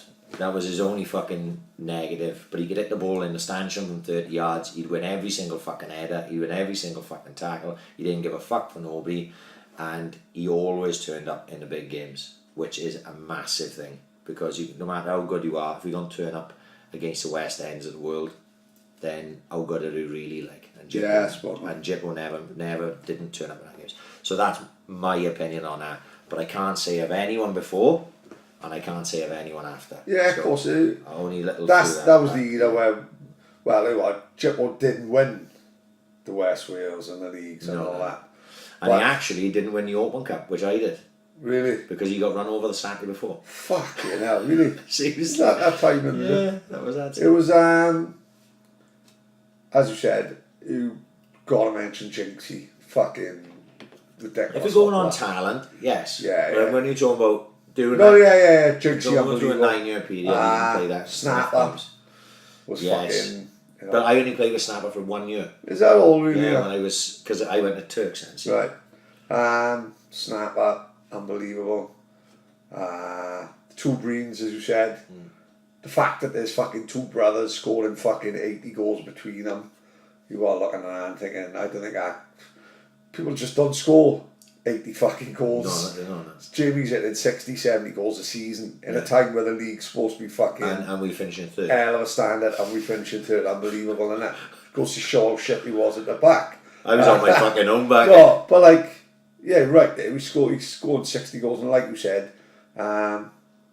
Jamie proved year on year, like, you know, come in as a fucking... And went to other teams. Come in very raw. Went to West End and scored. Went to West End, scored everywhere he went, like. Call him superb. But, same as you, like, Jippo could slow a game down. The game can go at his pace, which is fucking probably the hardest thing any centre midfielder can do. Like, if you can dictate the pace of a game. Loved an header. Very rarely lost an header. Loved the tackle. Could give it simple. Could give it long. Could beat the player if he wanted to as well. And he chipped in with some goals. Don't forget, when he first come in, he come in as a left winger at 17, and he scored like 6 and 6. You know, so you could score goals. You know, it's very rarely you see a player who would do everything. Yeah. You know, then he went to Welsh League and done really well with He was doing really well. I'd say something that he could do that is completely gone in the game that I see now is communicate and leadership. And it's not about slagging people off. It's about fucking telling people sometimes. You just got to tell them. I could talk. I was great on a pitch at communicating. I couldn't shut the fuck up a lot of times. Jippo was a lot that way. So we would have these conversations. There'd be times he'd be screaming at me and I'd be screaming at him. And if you were on the outside looking in and you didn't know us, you'd think that we had a problem with each other on the way. We were just telling each other what the fuck was going on, like, you know what I mean? I look at games these days and they're flat, they're dead, they're quiet. There's no one geeing people up, dragging people on with their performances, with their communication. Jippo had that as well. He was a captain, he was a leader, and he told people they fucking jobs. And if you didn't fucking like it, he'd tell you, you go fuck off, fucking get in here. But during that time, we had such a group of mates that were all playing together. Oh, we very lucky, yeah. So Paul Mack was the same. Paul Mack was an absolutely superb footballer. Paul Mack would drag you up. You know what I mean? Myself, if you didn't fucking, if you weren't pulling your weight, I'd fucking tell you. You know, Nicky Mack, fucking James Cad. You know, then when Ucky came in and Louis was in goals and Sean Coughlin was a leader. You had leaders, and when I look at a lot of local league these days, and it's not to throw a diss at anyone, you know what I mean, I don't see a lot, but what I see is I don't see many of those boys. I don't see the boys that communicate on a pitch. Every single person on a pitch should be loud as fuck, telling everyone their jobs, and not turning around to their manager and going, fucking hell, fuck off, you prick, Yeah, which I see, too much of that. which I see is too much in the game. I talked a lot to Paul McCann, like, who not only was a fucking great footballer, probably one of the most got probably the best football brain of anyone I know. Like, you can see stuff in the game that not everyone can, whether playing or on the sideline. And as you said about players now, nowadays you'd never say anything back to Chippo. Like, he's not saying it to be a cunt to you, he's saying it to be constructive criticism, innit? Whereas now the kids will say fuck off. Like, we would never say fuck off to Chippo. My biggest compliment wouldn't have got away with it ever. My biggest compliment ever. You're talking about big Chippo now, yeah. My biggest compliment ever on a football wise. And who'd have people like Wally who could score 2 own goals, and Wally would call you outstanding. Yeah. But when Chippo pulls you in a Bramall and says, "Oh, good game today, some nice touches," like, and he's thinking, "Fuck, he don't give compliments out. Will he fucking know me, do he?" You know what I mean? So take them fucking words and you think, "Oh, fuck me." Yeah, that's it. Give me 2 minutes, I grab a piss. Right, let's go again. Got my arm in now. This fucking next hour or so could get interesting, Pat. Alright, go on. Well, you know, this is how we Well, start. fucking We haven't fucking we haven't even finished Craig Allen's questions. Thoughts on the possible Sopranos prequel? Oh, I don't like don't the prequel. touch perfection. Agreed. Should we leave it at that? Craig knows the score. Like, Craig likes Sopranos. Yeah. I think Enzo would Craig agree likes with you. everything we like. Craig's into the same music, same telly. Craig's one of the fucking boys. If he hadn't bullied me with a Cobra Kai, him and Box and Wattle, we'd be best friends, mate. We'd be in fucking Pepino's right now, sharing a kebab like the Fox I and the bet that can't guess. He lives up a road from mate, he's a Pepino's. fucking Penland legend. He goes And in don't there, forget, flashes his Penland card, he's getting fucking 20% off. Exactly. Box was the only boy to be driving a convertible in Penland in '98, mate. Right. Box, Wattle and Craig Allen run the Penland. Box, did Paddy go to Attilo's for his perm in the 90s? Craig, like his Cobra Kai nemesis, Box? Craig, fuck off, Craig. Box hated me because of them lot, mine hated me. I haven't seen Box for years. Jason Ming-Wallen, good boy, he hated me because every fucking time I'd walk into Whispers, they would all say, "Hey up, Box is it?"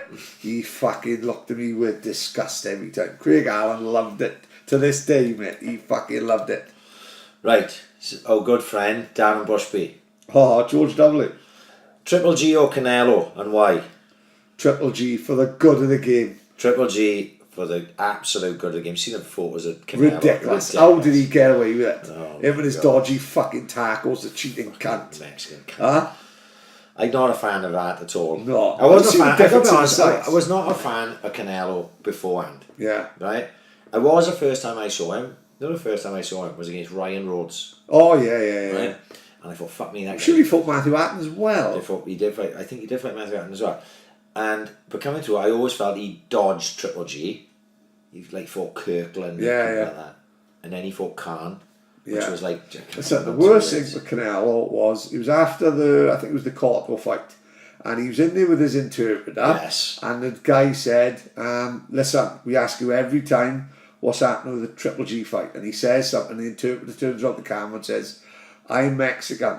We don't run from anyone. I'm afraid of no man." Yeah. And then he fought Naomi Cup. Yeah. So, both of us, just for the fucking good Of the game. Triple G. Khan or Brook, and why? Kell Brook, because Khan's a fucking beauty. Yeah. You know, don't get me wrong, resume wise, Khan has fought everyone, in all fairness. Thinking about this seriously. You can't like Khan. No. There's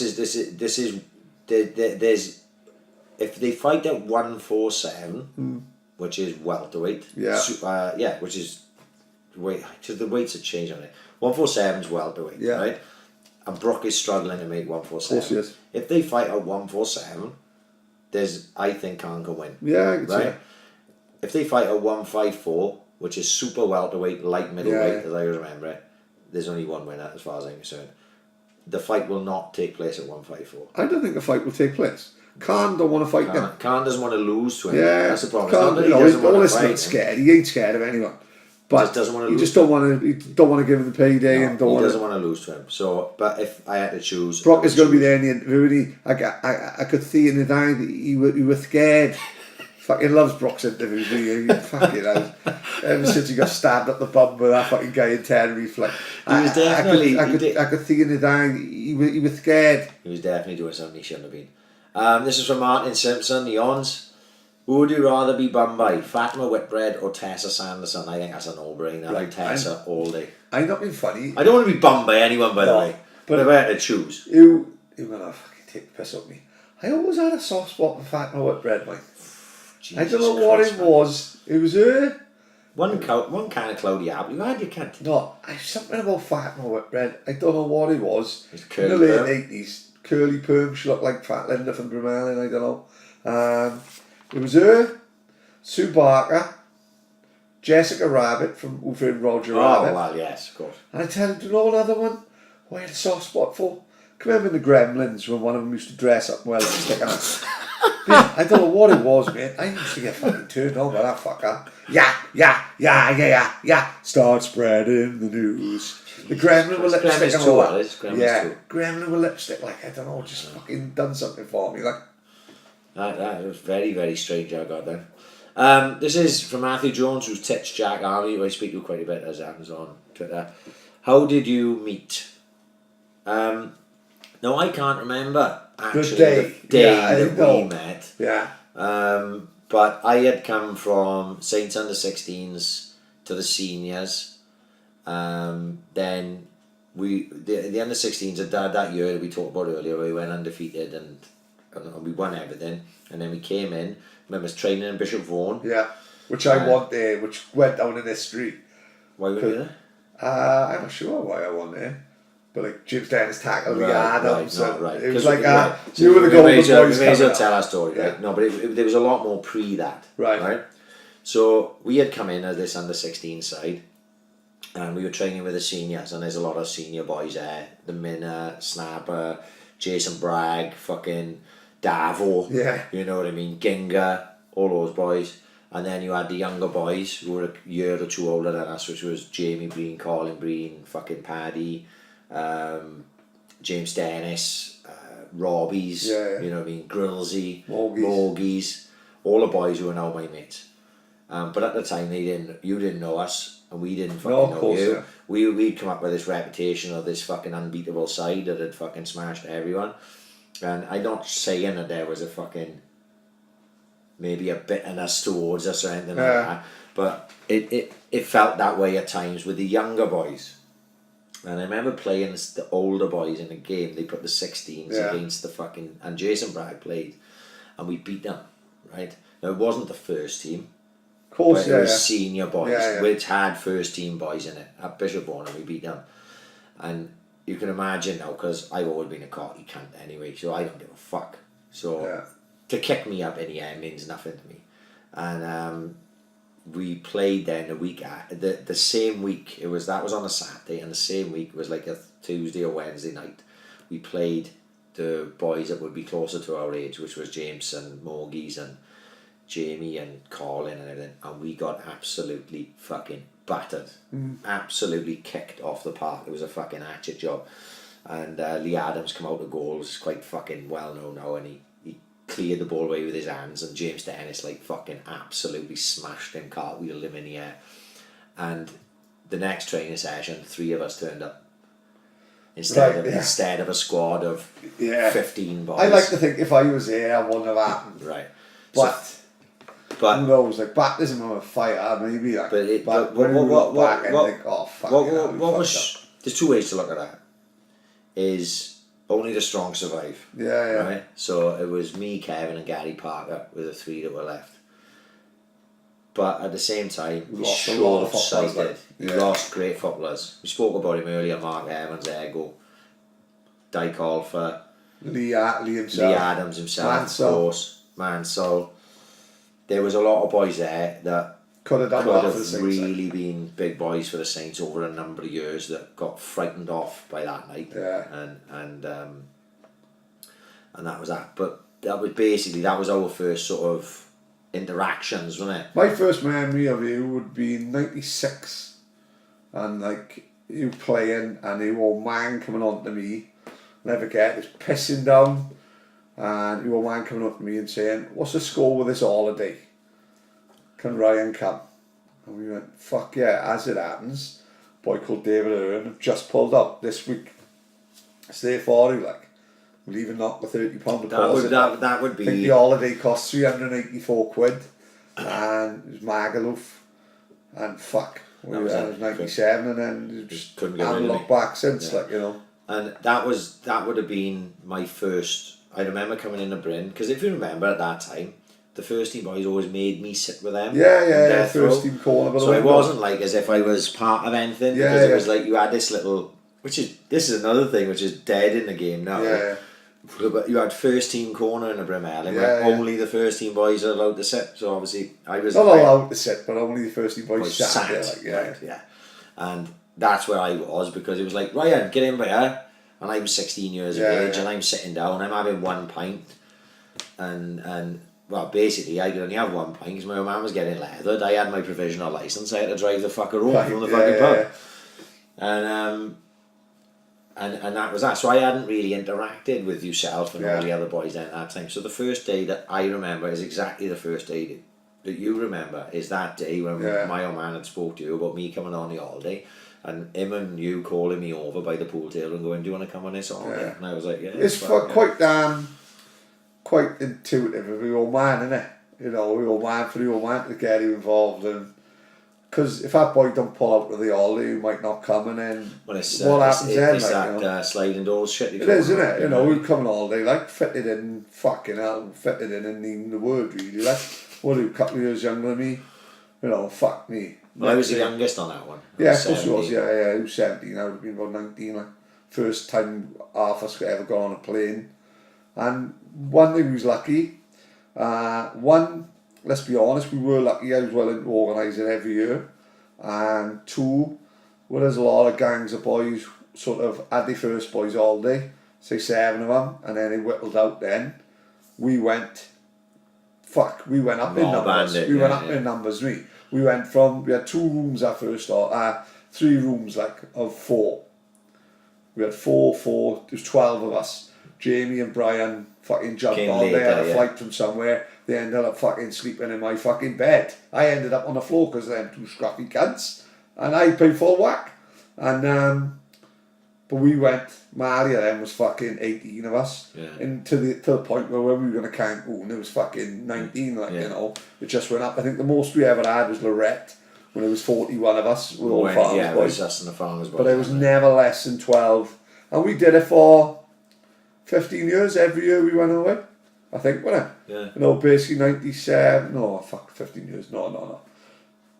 Massive exaggeration. We done 10 years on the spin. Yeah. Where out of our gang, at least a group someone would be going on holidays. Mexico was the death knell for me. So I went a bit shorter than others. There was a few I had to jib, like Fudge's Stag. Stag.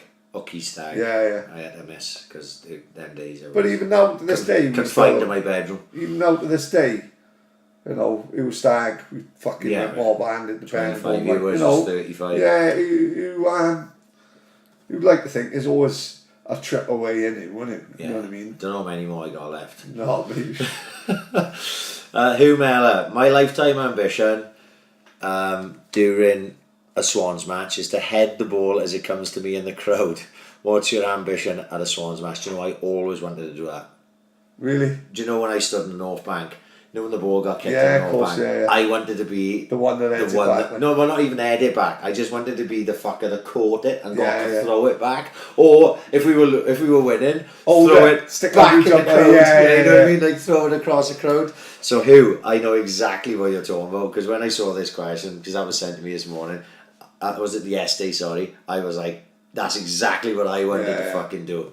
I don't know if I got any more ambitions than that. My ambitions will never be fulfilled, like, because I played in played in about, fuck how many. I played in a couple of finals, but never at the standard to play at the Liberty or the Vetch. So to me, I would have loved to been able to play at one of these, and now I'm too old, unless it's a charity game down Liberty, which I can't see happening. I'm too old to ever play at the Vetch, just be knocked down, and I'm too old to ever play at the Liberty. So that's a massive regret, like, you know, something I'll never ever be able to achieve, like. Yeah, no, like I say, I would say I'm lucky enough to have been able to do my little bit at the Vetch, so I'll always have that, and but the Liberty came too late for me, so like I say, unless they pull us in one of these charity games with Danny Dyer and fucking Ben Shepherd, some shit like that, we may get a little fucking 5 minutes, but yeah, I would love, I look at that pitch, when I went to watch the finals my cousin played in a few months ago, the under-15 final, I looked at that pitch, I was unbelievable. Like, just give me a go on hand. Yeah. I gotta be honest, I probably couldn't run for much on that pitch. No, of course you but couldn't. just give me 10 minutes and a couple of fucking touches. Just to say I'd done it. Yeah, I would love to get on the fucking pitch and fucking, you know, not lash a 30-yard ring, because I didn't really have that in a lot, but anyway, just play a simple pass. Exactly, just have it off the throw and give it straight back to full back. Straight back. Di Ellis, would you rather get kicked in the balls by Wilfred Boney or take a big right hand from Enzo Mack? Mate, Boney's a fanny compared to fucking Enzo Mack, isn't he? But he doesn't not take one in the knack as well. Mate, we talked last week, Enzo's fucking right hand was the equivalent of a 3-ton truck. Wilf is fucked. Wilf can't walk. Let's be fair. It's got to be Wilf all fucking day. Yeah, I don't fancy it in the knack as well, mine. I took plenty on the chin. If Enzo hits you, go to bed. Yeah, but if Wilf hits you, he's fucked, Wilf. He's fucking 49. But if Wilf hits you in a bollocks, you don't get knocked out. So you've got to suffer it. Maybe. Yeah. Look, I'm taking a right hand from Enzo. I'll have my little kip. Yeah. I'll have better than my 8 hours probably that I get now. Yeah. You can have more than 20 minutes. Yeah. But I don't want to take one in the knack as ever. Chris Davis, this is Big Chris. What's your favourite insult? Mine is, I don't know, like bungle cunt or cockwomble.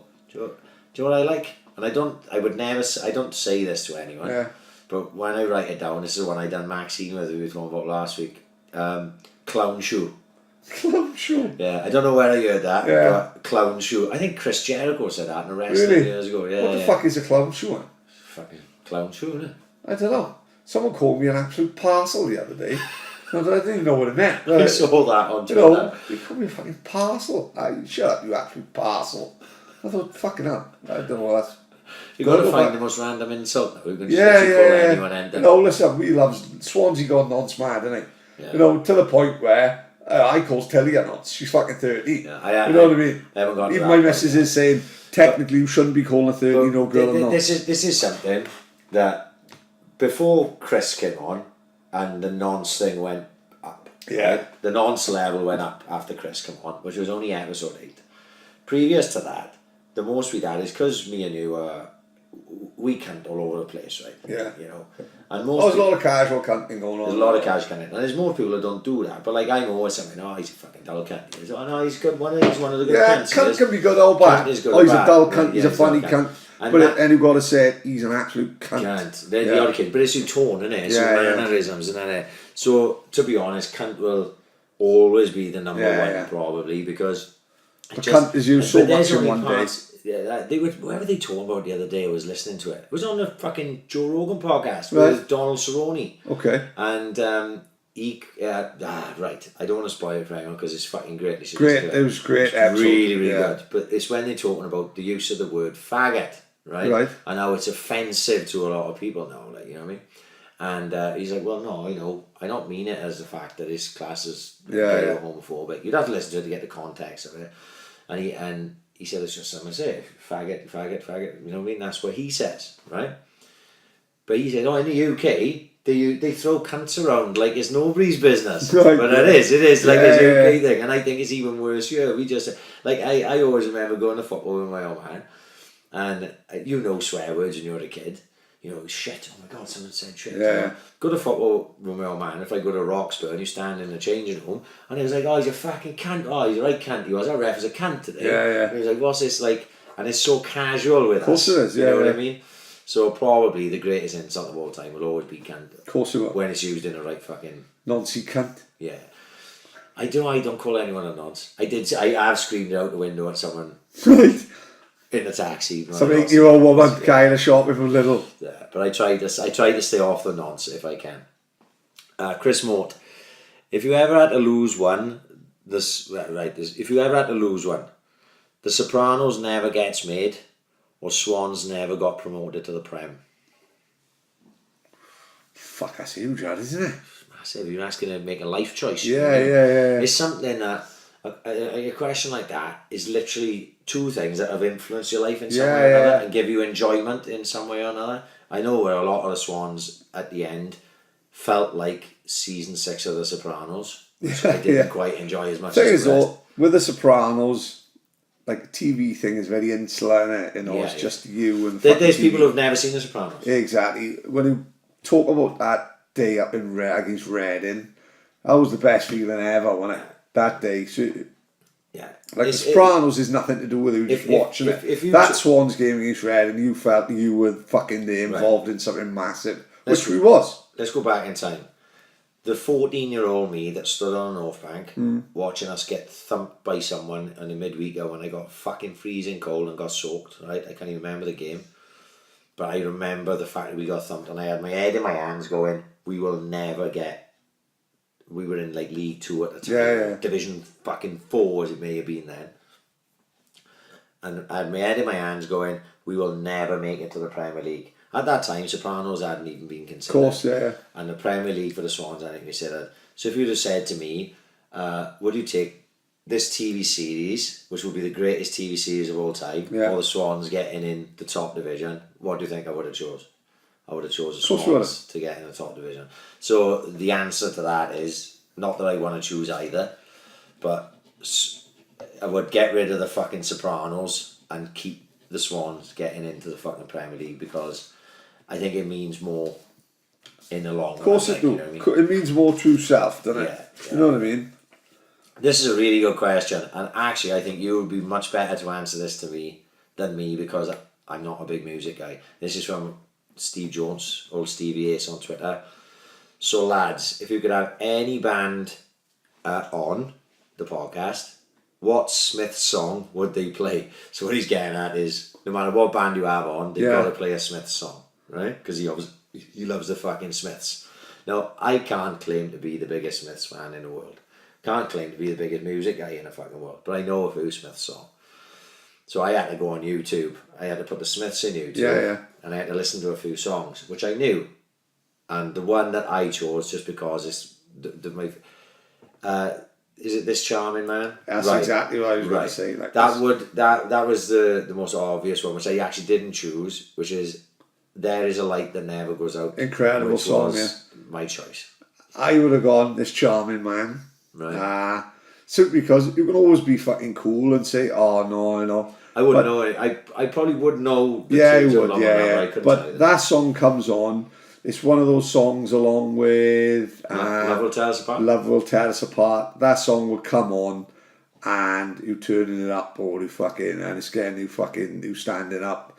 It's just one of them songs that you can just fucking the start of it, everything about it. Just to go slightly off topic, last week in Luke's do, did you miss the start of Phil Baglow's set? Yeah, I think I did, right? yeah. Do you know the first song you played? Go on. Love Will Tear Us Apart. Oh yeah. Acoustic. Amazing. Really? Yeah, absolutely fucking amazing. It always reminds me of me and my missus. Me and my missus went to see the Happy Mondays in Manchester Arena and then they had an after party in this nightclub. They had 2 rooms. One was 90s dance music and the other was 90s music. Yeah. And like more band type of music. And we having a dance in the 90s music, one to alternate and 808 state and shit like that. And as we walked into this other room, Love Will Tear Us Apart, come on. And my missus goes mad, starts dancing like fuck. And that's when I thought, that's the song. We together, no, we together forever. We together, yeah. Yeah, you know. Well, I remember it, Boxing Day, Euros, Smoke Machine, right. Lights, Select Few. Yeah.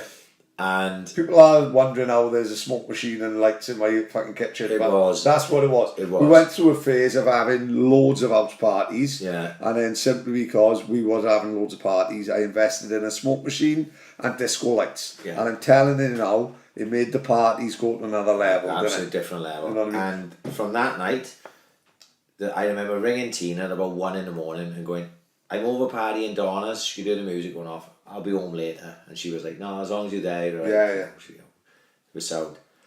And it was that Razorlight album had come out with Amazing. America on. Yeah. And in the morning, girls you won't remember, right. I think. And it was like, you were playing that, and then Donna put on Love Will Tear Us Apart again. Yeah. And I was like, fucking... What a song, this like. is a fucking this is a song, like, Yeah, and like I say, I'm not a muso, like, as such, I like music, but I wouldn't claim myself to be any expert on music at all. And I remember me and Donna dancing on, and that's when that song comes on, I think of that night. Yeah, that's great. Yeah. Same as America. I hear that Raise Like America song, I think of that night, one of the great nights of all time. That was the night when Remo and Scary Sharon come in, came in. It was, we were having nights like that sometimes that go down in history. Yeah. You might only have 10 of them in your lifetime, but nights like that. And what was so great about that night was when it was like light when I was leaving your house, and I was on the phone to Tina and I was going, Tina, I know it's like 7 o'clock in the morning, and I was like, I know I've been out all night, and she was like, are you still at Paddy and Donna's? I was like, yeah. She went, right, okay, just get home. And I was like, oh my god. Yeah. I was expecting like all this grief, you come home to full Monty. No, I'm on them great nights. Nothing just everything went right, everything went right on a fucking Boxing Day. So I can't even remember what the question was now, but fucking hell, the Smiths song, "There's a Light That Never Goes Out for Me" and "Charming Man Paddy." Right, this is another day. Everyone, Sam Boy on Twitter. Would you rather tickets to Oasis reunion concert at Nebworth or Swans win the Premier League? Fuck. It's another one. It's like, why do you have to choose? I went to Nebworth. Can't we just have it all? I went to Nebworth. I didn't have tickets. And I jumped on a bus. There was a bus leaving Swansea Library. And I jumped on that. We was out the night before. And there was a couple of boys were going from Top Banana straight up to the bus for Oasis, so didn't have a ticket, jumped on that, got all the way up to Nebworth, couldn't get in. As luck would have it, there was a fence from the side, and 3 people that were inside moved the fence to have a piss outside, and all the security come running over, saying, what the fuck are you doing, there's toilets in there. And these 3 people went, oh, I'm so sorry. And I just latched onto them and gone in. Right. So it was fucking touch and go that I had to spend the You've always had a good skill for day. that, though, haven't you? Mate, as long as you only own, you were right. I got a foolproof plan to get into Cardiff Arena. It's never failed so far, but I'm not going to say it on you because every fucker's going to copy it and it's going to ruin it. But I know for a fact that if I am going to ticket for Cardiff Arena, I can more or less guarantee 9 times out of 10 if I'm on my own and getting in there anyway. That's why if you can't get a ticket, it's not the end of the world. Right. But like I said, Nebworth was... So I'm very lucky to have been in Nebworth. But at the minute, the way I feel now, after seeing Liam a couple of times this year, we all back on the Liam train at the minute, and we see Oasis again, would be fucking unreal. Swans Premier League, that's incredible as well, isn't it? How can you choose... If you've got to choose, I think it'd be Swans winning the fucking promised land. You cannot get bigger than that, can you? No. That is if as much as I would love, well, put it this way, if Oasis reunited and played anywhere, I would want to be there. Yeah, I totally agree. To watch it, right? So Oasis at Nebworth is massive, of course. I'd love to be there. Think of what Leicester went to a year, right. Fuck. But for Swans to win the fucking Premier League, unbelievable. That's not one day. You were dining out on that forever, for the rest of your life. When you look at Cardiff fans who still go on about 1927 winning the FA Cup, that I think we've done far more than Cardiff. That was 1927. For fuck's sake, it's a different era. That generation are dead. For fuck's sake, it's probably How many people were actually there in that FA Cup final 1927 that's still alive? 2. Really? No. So for Swans to win that Premier League, as you said, you win that, like that Leicester thing now. Yeah. I put 20 quid on Leicester to go down the year after they won the Premier League, as it happens. It was a time where they were struggling. They were struggling, right? And I put that bet on about 2 weeks after they won the league. Like I said, Leicester going down next year. No matter what happens, ever again, Leicester will always have that in the bank. Absolutely. You know, no matter what fucking happens. Since we will always have the League Cup day in the bank. Yeah. And the Reading day in the bank. You know, they fucking... It's football, isn't it? It's football. I think you're going to choose the Swans. Oh, okay. As nice as it would be to go and see you. Yeah. I don't even know how to pronounce it. Is it Ger Brown or Gare Brown? Gare. Surrealist red card of all time for the Swans. Walter Boyd or Baker Richardson on a weekend. Baker Richardson on a weekend wasn't surreal. It was a fucking shocker of a challenge. Right? So obviously it's Walter Boyd. There's no. I remember Walter Boyd come on and got sent off. For a balls kick. Do you know what was great about that Baker Richardson tackle? It's not about the tackle. It's about the highlights that were on Swans TV. Right. Wyndham Evans was doing the co-commentary. Yeah. Now, I'm pretty sure Wyndham Evans had never commentated anything in his life. Really? They'd never taught him what to do. Right. They never told him anything. Okay. And Wyndham Evans is old school, Swans. You've got to fucking listen and watch. It's about 7 minutes long. It's actually better highlights than was on EFL on Quest. I watched it the other day. Someone put on Twitter, it's posted up, and it was someone who follows the podcast. I'm sorry that I'm not remembering who you are. And said, you've got to listen to this just for Wyndham Evans. Yeah. It's fucking brilliant. Because the first thing that happens, now bear in mind, I know Wyndham Evans as well, because he was one of the coaches at Athlete. Wyndham Evans don't give a fuck. Right. He don't give a fuck. And I bet you he was filth in his day, and he likes a player that can put his foot in. Right, okay. So when he first sees the Baker Richardson tackle, and bear in mind, he takes out two of course he do, absolute shocker. He goes, the commentator is saying about it. Then they show the first replay, and Wyndham Evans goes, "Oh, well, I don't see how 2 players have ended up on the floor, right?" Right. Then the second replay, which shows it in slow motion of the foot, like taking his ankle high, right? He goes, well, you know, and I know, because I know Wyndham, it's even funny to me, because he would never, like, sell one of his players out. Right. He's going, well, you know, it's probably a booking, you know. It's probably a booking. Yeah. And then the third time they show it, he goes, and he still doesn't want to say, too loyal. That's a fucking red card, he's proper loyal. Do you know when McBurney scores, he lets out a noise, right? Which is like, it's not quite Gary Neville that time, but it's like it's like this sort of celebration that's from the art. It's absolutely fucking fantastic. You only got to do is YouTube Swans TV. It's fucking brilliant. I think I remember playing for the Turks, and Wyndham was coach, and Lee Jones-Jonah was playing for the Turks at the time. I rubber dub I was. And we played someone at fucking Stable, and the ball came in the middle of the park, and Lee was dirty as fuck, right? And he dived in with both of them dived in, but Lee went higher, right? And he snapped this boy's leg in half. Literally fucking broke his fucking leg in half, right? A fucking terrible tackle. But it was one of them that was like, fuck, you know, the ball was there, and they both went in, and he, you know, if it wasn't him, it would have been him, you know what I mean? It was one of them. And Lee got sent off, and it was fucking murders, and Wyndham was in the middle of it, right? And I was standing there, I was only 18, and Wyndham was fucking fuming, Wyndham was, because Lee got sent off, even though it was a shock of a challenge. And Wyndham turned to me, and he goes, Prince, fucking hell, Prince, you'd have gone in for that fucking tackle, wouldn't you? And I goes, yeah, Wyndham, of course I fucking went, yes, I fucking knew he would have gone in, he really got. And then he just went off with someone else, and I was like, oh fuck, I put up as well, but it was like, that was Wyndham, that's what Wyndham's all about, he's old school as fuck. So I haven't heard Wyndham's voice since I was 18 years of age, probably, since I left Clanathley, but to hear him It's not like he's defending the Baker Richardson tackle, but he's like, he doesn't want to like fucking, he doesn't want to fucking give a shit either. You've got to listen, when you fucking think of it like that, he's so loyal to the Swans, like, and then to hear his joy then when McBurney scores is fucking great. They should keep him there. But it's like as if they pulled him in last minute. Yeah. It's like as if Trundle was busy. Trundle was in the Optimist, Ahmed.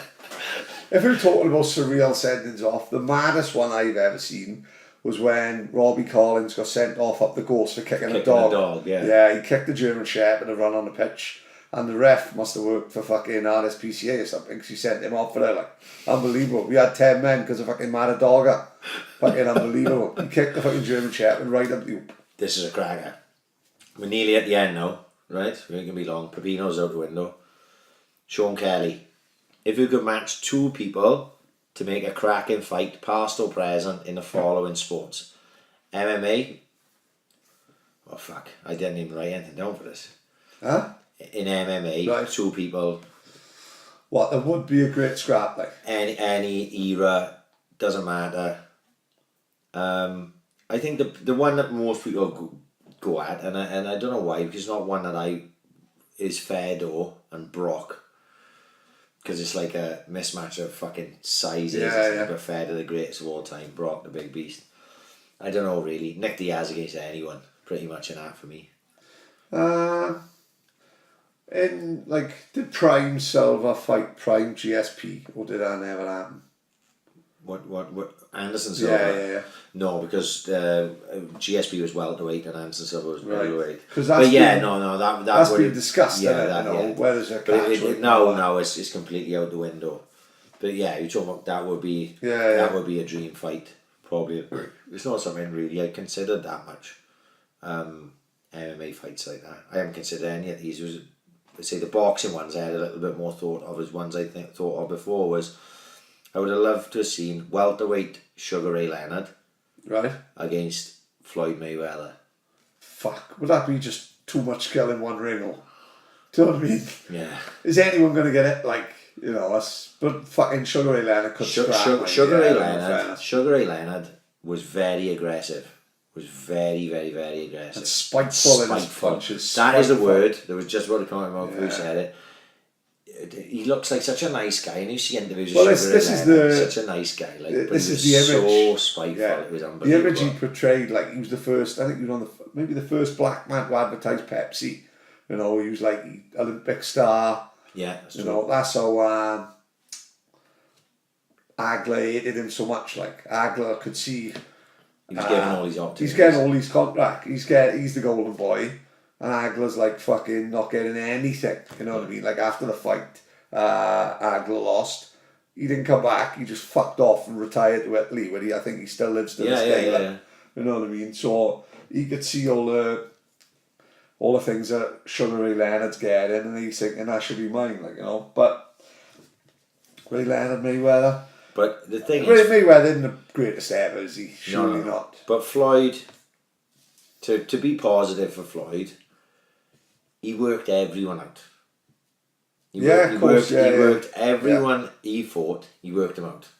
But he also picked them at the right time to fight as well. Like Canelo. But you know, he picked Canelo at just the right time to fight them, and he absolutely fucking schooled him. Like, you know. So that would be an interesting fight because it would be interesting to see how Floyd would deal with Sugar Ray and how Sugar Ray would deal with Floyd. That was when I got my. Don't you think the biggest one is would you not have liked to stuck Prime Tyson in the mix with Foreman, Ali? That's what I got. Ken Norton, Ernie Shavers. Yeah. That's the. You know, that 70s, they was fucking dream fights. Like, you know, Ken Norton. We'll take away all them lot. Ken Norton's fucking got to be in the top 10 heavyweights of all time. Yeah. He just happened to be fighting in the era where they were all fucking killers. Amazing, like, you know. I had written down Sugar Ray Leonard, Floyd, Tyson and Ali. Of course, obviously that there. But the other one I had written down, and this is obviously closer to home, is Prime Roy Jones Jr. Against Prime Calzaghe. Because when they fought, forget it. As regards a contest, it was over before it started. You know, Roy was way past his. Still put him on his ass, mate. Yeah. Yeah, was that before? It was like flash knock. Yeah, it was, no, the forearm was Hopkins, caught him Yeah, with the forearm, he caught me the inside. He went down early in both them fights. Yeah. But prime Roy Jones Jr. Prime Roy Jones Jr. is probably the greatest ever, mate. Yeah. You know, he's up there with fucking, you're talking Sugar Ray Robinson and Sugar all Ray that, Robinson, like, you know, that's what, you know. I'm sure you could talk about that all day, but with just chatting it on it. Yeah. Those were the three I had written down, just the first year come to my head. And like, I would have loved to have seen Roy Jones Jr. and Kazagi earlier than it was. And I didn't even talk about prime Roy Jones. Just a couple of years earlier than it was. Just a couple of years earlier than it was. Funky Pump White Collar, I don't even know who you could pick. How could you pick Funky Pump White Collar, two people to make a cracking fight? Obviously just me against everyone. Fuck it. What's he saying? If you could match two people to make a cracking fight, past or present, right, and it was MMA, boxing, Funky Pump White Collar.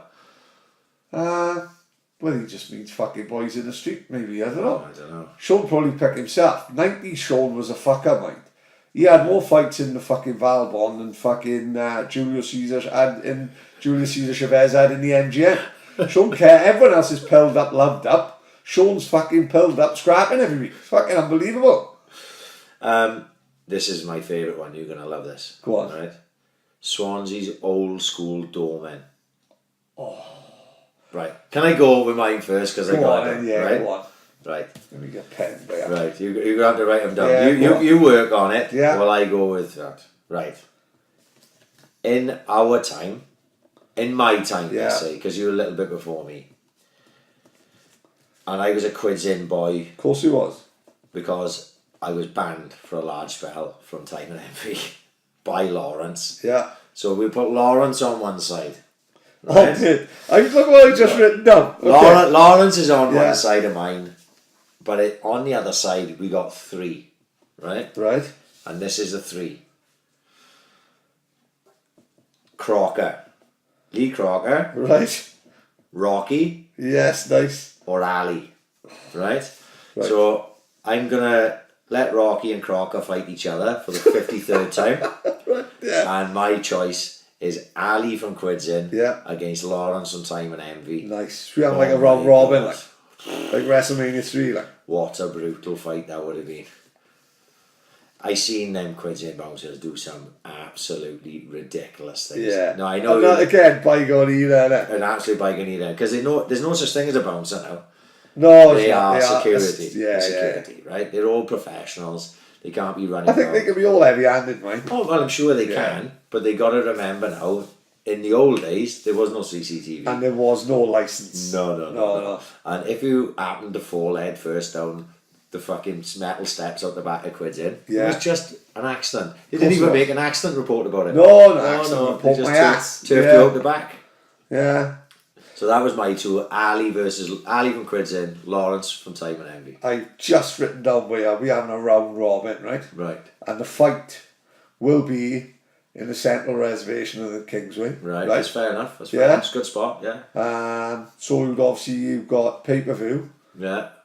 On the top of the multi-story car park, right? So that's where we were watching it. Right. We'll have our hot dogs from King's Diner, which was a £2 million business, which went out the fucking Wine Street fucked that up.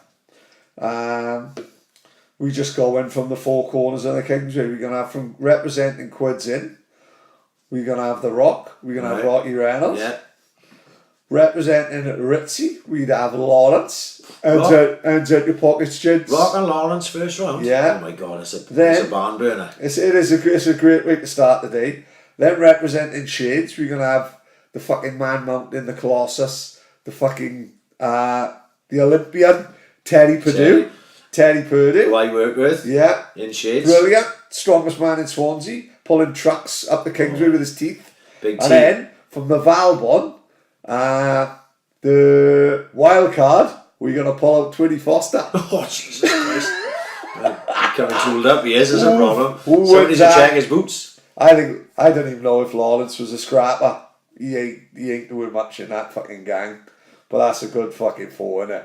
Rocky, Lawrence, Teddy Purdue, And Twinny Foster. Oh, That my is God. fucking That's better. heavy duty. That is better than any There'd be a lot of, the action thing show. is, there'd be a lot of youngsters listening to this Who that don't know know who the the fuck fuck they are. we're talking about. But trust me, in those days, like the three that I mentioned included Rock, Ali and Crocker in Quids In. Yeah. Oh my God. You had to walk in tiptoes through Oh, Quids In. fuck, yeah, Oh yeah, my yeah, God. yeah. You had to Yeah. walk in tiptoes. And If it was fighting on top of the balcony in Quids In, you were probably you'd be gonna go like off you'd the probably balcony. going over it. Yeah, you know what I yeah, mean. you were probably going The safety net in Quids In, one for suicides. No. Was it? No. And if you went to Top Banana, you would Oh, take if you take your life into your own hands. And I don't mean Wayne Saunders pouring vodka and then blue cups. You know what I mean? Crazy times. How did we fucking get through all that? That was a lot quick.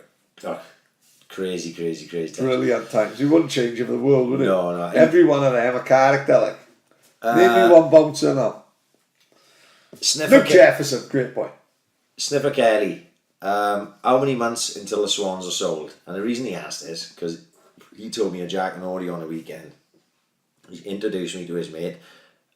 The problem is when he done this, I was about 6 pints in, Right, probably okay. pushing towards 7, and he is adamant, Sniffer and his mate, that the Swans are on the verge, or they are up for sale. Yeah. Right now, I know that Levine and Kaplan have come out in the week and said they are not for sale. I didn't read that interview.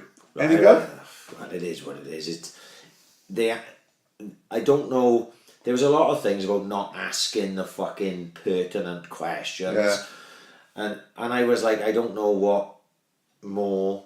Maybe I'm wrong. I don't know, but what more they could have asked, Yeah. and what more they could have answered, and it seemed very like, here's the questions before we interview. Yeah. Right. So then you've got all the answers. Yeah. It did seem a little bit like that, and it was very sterile. That word keeps getting thrown out, and that's what it is. It didn't seem from the art, but pre that, Sniffer had told me and his mate now that Swans are being sold, or they are looking to sell them, and they're looking to turn DC United into their billion dollar club. That's the way it was described to me. And he said that apparently there was someone in I'm gonna fucking absolutely fucking ruin this story because I was fucking half cut. And there was someone from the physio team that fell out with one of Paul Clement's backroom staff that got shipped from the Swans to work for DC United. Was working for DC United. Now he's back with the Swans.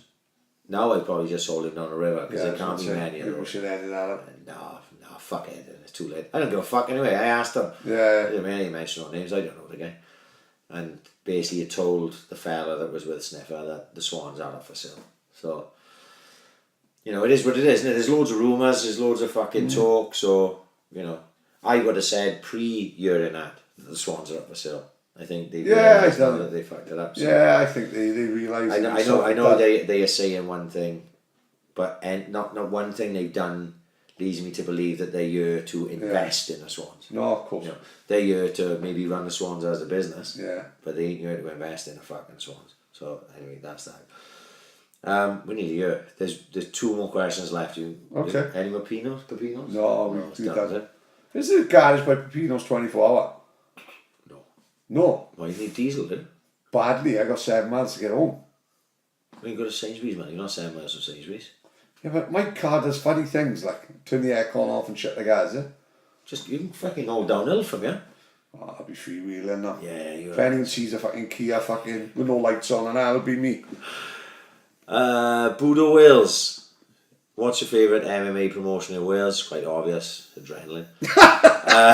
No, of course it's Budo Wales. We're going to talk about Budo Wales coming up November. Loads of new fights fucking announced today. That's a good card. That is real good card. I'm actually going to be part of it this time. So of course it's fucking Budo Wales. This is the last one, Pad. We ain't gonna finish here, but we're gonna go out with the last question. We got through them all this time. Charlie Collier down in Argentina. Gutted that we ain't gonna do a fucking podcast next week. Right. He said 52 chances, 52 weeks in a year, Yeah. and you only did 45 podcasts. You need to fucking up your game. That's what fair he said, enough, you right? got a point. It's fair enough, but outside his podcast, Charles, sometimes life gets in the fucking way. This is a great question. You're going to like this, right? What team would top a mini league? 80s Liverpool, Yeah. treble winning United, Invincibles Arsenal, or City from last season? Fuck. It's a great one, isn't it? Yeah. Fuck. That's why I purposely put them that came Yeah. after in front, because I think that's a fucking great question. Where my natural reaction is to go treble winning United, and before we go any further, is because like it's I've watched 80s Liverpool as well, Yeah. but the tail end of 80s Liverpool, 86 on, but I watched all of the treble winning United, and I want a United fan. We spoke about in the past. As a neutral, I loved watching the way they played. Scholes, Beckham, Giggs, Sheringham, Cole, York, fucking Keane, Pallister, Bruce, fucking Stam, Irwin, Neville, Schmeichel. It goes on. Invincibles Arsenal won a fucking bad side, mate. Brilliant side. Bergkamp, Henry. But if you're going to go through it, right, what's football all about? Winning, right? So it's all about winning stuff. And no one else has won every fucking thing. Liverpool done a treble, but they won the Milk Cup. They won the league, and they won the European Cup. They didn't win the FA Cup, funny enough, the year they done that. Everton won it. They won the double, but they were banned from Europe for 10 years because of AiC. So they could have done it that year, like the Rush scored, hit the camera over and all that. But, in all fair, like City... you still do it. Huh? City are the team who take out. They're the ones who cuddle straight away. Yeah, they got as good as they are, yeah. they still got to prove themselves in Europe. That Arsenal side, great, amazing, when I'm beaten. Didn't win fuck all out, never got anywhere near the Champions League, have they? You know, I think they've got the one final maybe, but have they got the final? No, I don't think. They did really lost to Barcelona when Jens Lehmann got sent out early doors. Yeah. So you take Arsenal out because they haven't got anywhere near it, whereas Liverpool were winning European Cups and that. You've got to think they won everything, didn't they? Look at the in between winning the league and winning the Champions League, they played Newcastle in the FA Cup final with a second choice side, and Scholes sharing them beat them 3-0. When you take that great 80s Liverpool side and the treble winning United side, the styles of play are fucking so opposite. Oh yeah. Right? Liverpool slowed everything down. Yeah. Killed the games. Just knew what they were good at and won games.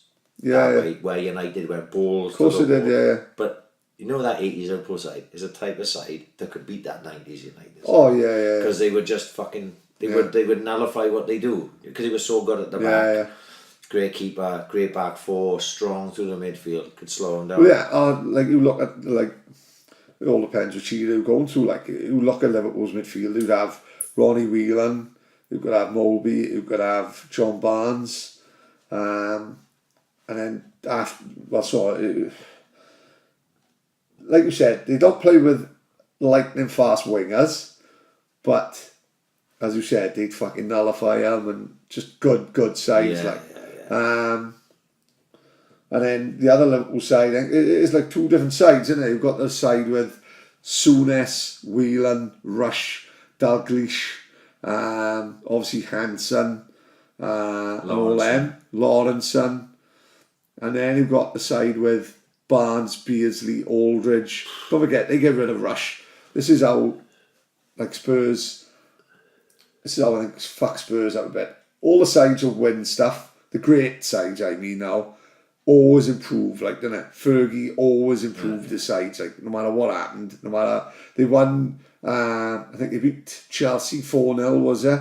In the FA Cup final, they done their first double, and it was a massive cull, like, Hughes was gone, Kanchelskis is gone, Ince is gone, like, same with Liverpool sell Rush for 3 million, they bring in Beardsley for 1 million, Barnes for 1 million, and John Aldridge for 800,000. You know, who losing, who fucking, everyone's saying, how can they replace Rush? Like, he just fucking scored 300 goals. Not only have they replaced Rush with Aldridge, They've improved it. they've improved, like, the side, like, you know what? It's between them two, I'd say. It's between them two, yeah. Definitely. Right, that's...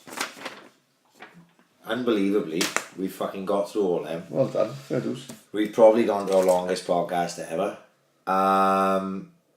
Just a couple of things. It's Iron Man this weekend, and there's a lot of boys that listen to this fucking podcast that are doing Iron Man. Really? Crazy cunts. Mark Barrow, Dicko. Is that the one in Tenby? Yes. Alright. Ian That looks a Lloyd- good weekend, that. Doing no Ian fairness. Lloyd, Chris Evans. Good luck to them boys. They're all fucking mental. James Lilly is fighting. I know, it's This come up quick Saturday. again, isn't it? I spoke to him last Saturday in Luke's do. He's fighting this weekend, so good luck to James. Another fucking madman fighting bare knuckle. Have we got anything else? No. Right. We are not going to do a podcast next week. We're having an international break. We're going to fucking rehab. But if you want something to do, just a fucking word of advice. Joe Rogan has been fucking killing it lately. And the 3 podcasts I suggest you listen to: Joe Rogan with Banachek, Donald Cowboy Cerrone, and Diamond Dallas Page. I listened to today. Fucking Really? brilliant. Are they all the MMA ones, are they? No. Banachek is like, he's a guy that unproves psychics. Alright, yeah. He's fucking crazy. Right. He's like Darren Brown, I but see. with a bit of a less of a nonce. Yeah. Right? And then you've got Donald Cerrone, who That was tells brilliant, that the was. best story. Of Amazing. the well, just for the cave diving story alone, Yeah. you've got to listen to Donald Cerrone. And then Diamond Dallas Page is on it today, who's the ex-pro wrestler who does Diamond Dallas Page yoga. Alright. Right? It's fucking brilliant. It's really funny. It's worth listening to. It's been a year, Pat. Brilliant. You done well. We've done alright. When's it gonna end? Well, I don't know. But trust me, we ain't gonna hang around until we fucking get shit. No, we're gonna do like a Faulty Towers and we're gonna quit what we had. 100%. We're gonna fucking quit what we had. It ain't gonna be today though, because we still got Andy Robinson to do. Yeah. We got the ground hopper. We Yeah. got Lee Wallace. John And Hartson, John- Trevor McDonald, Zina Kev Badawi. Johns. Kev Johns may be the end. Do you think so, yeah? Well, it may just be through law. The Kev Johns may be the end. The minute you say cunt in front of Yeah, Kev yeah. Johns, we may Oh, just yeah, get shut yeah, down. yeah. Yeah. The Vatican be on Oh, us. 100%. The drones be back out. It'll be like our film Sleepers, they'll have us in a fucking dungeon being shagged. That'll be us fucked. But all jokes aside, thank you for the fucking last year. It's been a fucking ball. Thanks to everyone that's fucking interacted through Twitter, through Facebook. I don't know what's happening on Instagram, Pat. Are we getting Yeah, much? we do one like Right, Instagram. but mostly on Twitter. Thank you for everyone who's interacted. We've had a fucking great old laugh. We had a good laugh again today. We banged out our longest podcast ever. Really? Yeah, so don't be giving me no shit that there's no fucking podcast next week, Charlie Collier, down there in fucking Argentina. We're having a fucking week off. We're going to be back the week after, hopefully with the ground arbor. If it's not the ground arbor, it's going to be Lee Wallace. And we are out. Pat, say goodbye. Goodbye, lads. Peace.